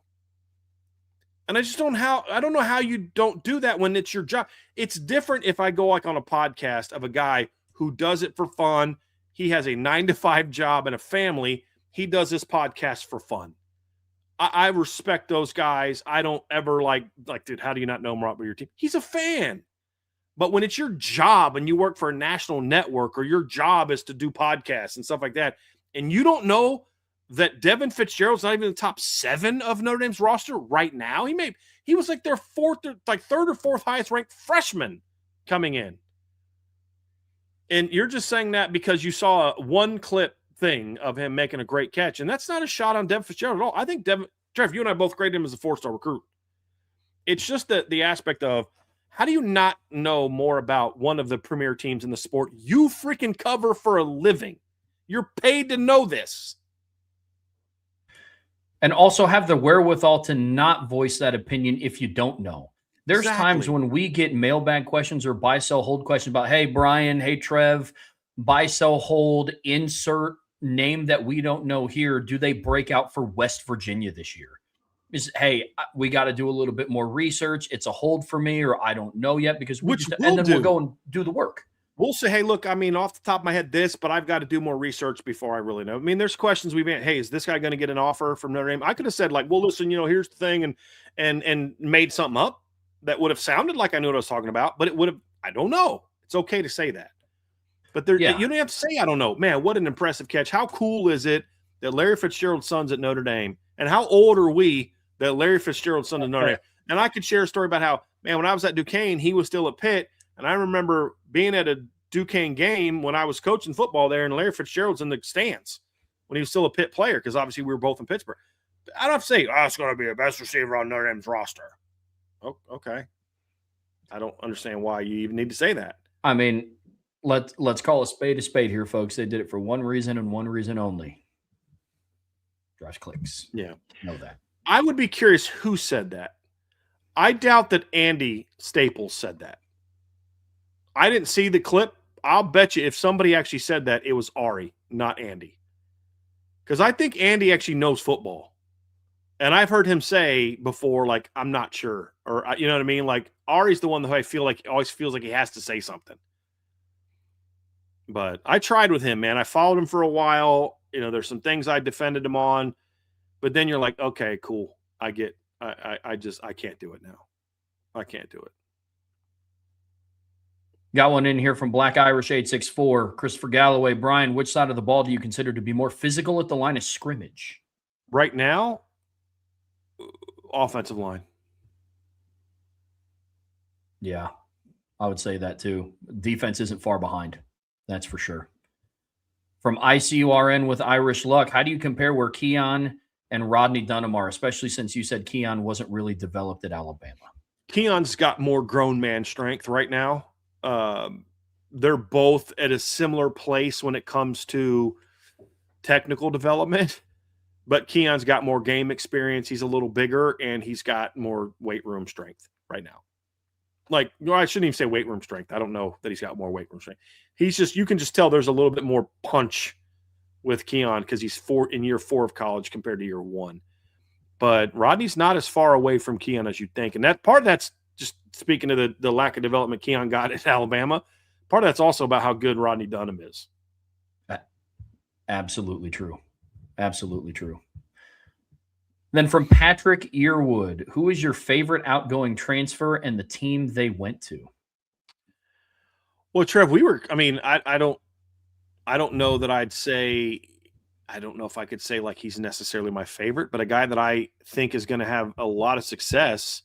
He was actually talked about yesterday. You and I were talking about him, and that's Cree Thomas. I mean, did you hear what Deion Sanders was saying about him yesterday? Sure did. Ooh, boy. I like KK at Michigan State. I think that's a real nice pickup for them in Michigan State. I love the Bodie Cahoon to Boston College pickup. I don't know enough about their depth chart to say that he's going to be as successful as Cree, whereas Cree's going to start right away. I mean, I wholeheartedly believe that. I've heard a lot of things about Jadon Blair in the spring he had at Missouri, that he might be in line to start for them this year. I think Josh Burnham's going to have a big year at Indiana. And I think Kenny Minchie's going to do a really good job at Kentucky. And here's another guy that don't sleep on, who, if he's healthy, could do well. I really am looking forward to seeing what Jabron Payne's going to do at Cincinnati. Same. Like, Jabron's a good football player. Unfortunately, he had that injury. Like, if he doesn't get hurt, maybe he's Aeneas Williams in 2024. Like, honestly, he might have been that, because he was that guy in 23. You remember that catch he made above his head against USC where Sam Hartman threw the ball, like, where was it, USC? Yeah. Or was it Ohio State? It was USC for the touchdown, yeah? Yes. And it was, that's right, it was after Xavier's pick. I mean, Sam threw a fastball, like high and tight and behind, and Jabron made a great catch of it. He's a good football player. He just was buried behind a really good team, a really good running back room. There's a lot of former Notre Dame players that, in my opinion, are going to make a splash. Like Ben Minnick, I think he'll be a really good player at Miami of Ohio. Yep. And I'll tell you a guy that I'm looking forward to seeing Preston Zinner get a shot to play it right. Yes. Yeah. Yes. He's a good football player, man. The problem with a lot of these kids, they were just remember how good Preston looked in last year's Blue Gold game? He looked awesome. But he's sitting behind Boubacar Traore and Bryce Young and guys like that. And that's the unfortunate thing. Junior Tulamaka and Jordan Patelho. It's like, he's in the two deep in the 2020 playoff team. But, they're just buried behind some of these really good players. So this Notre Dame transfer out class, I think is going to be the most impactful we've seen. I'm with you on the Preston Zinner train. I am very interested because Rice shifted him to tight end. Yeah. I can't say when he signed with them, they announced him as a tight end. Yeah. Yep. So I can't say favorite, most intriguing. I'm very much looking for, and Notre Dame plays him this year. So hopefully we get to see Preston Zinner. I'd love it if he caught a touchdown pass in that game. Be sick. That'd be so awesome. Yes. And you know what? He could have left years ago. And he stayed until he got his degree. I got a ton of respect for Preston Zinner. A ton of respect for that kid. A ton of respect. From Tommy Guns, your preferred in-game hydration solution: water, Gatorade, pickle juice, or saline? Water and oranges. Gatorade was fine, but sometimes Gatorade would sit wrong in me. Never had pickle juice. Never had saline. Water was cold water cold water and oranges at halftime are what I like to have. Yep. For hydration. I would go, I'd go water because Gatorade was a little bit too sugary for me to where it messed with my stomach sometimes. And if I was cramping, I'd rip through a mustard packet pretty quickly. So I'm with you completely. I'm with you. Well, folks, that is going to do it for us here today on the Irish Breakdown Podcast, brought to you by our friends over at FanDuel. I believe, and I'm checking real quick, the guys at IB Nation Sports Beat are going live tonight. I don't think they have a show set. Sean is off tonight. Sean's off the next 3 nights. Yeah, so it'll just be us. Okay. Well, good deal. Brian and I will be back tomorrow at 1 p.m. with more off-season content coming your guys' way. Great mailbag questions, great topics discussed today. Enjoy the rest of your weekend on the rest of your evening. Yeah. Excuse me. On your way out of here. I'm manifesting. All right, I'm taking tomorrow off. Why? It's Thursday. Well, Trev said it's weekend. I'm going to get people in some trouble. Yeah. I got to chill. I was manifesting the weekend. On your way out of here, folks, please be sure to hit that like, hit that subscribe, hit that notification bell. Be sure to share this podcast with your friends, family, anybody that you know loves Notre Dame and college football as much as you do. But as always, the best way to support what we do here is subscribe to the premium message boards at boards.irishbreakdown.com. So until tomorrow at 1 p.m., that's Brian. I'm Trevor. We'll see you back here very soon on the Irish Breakdown Podcast.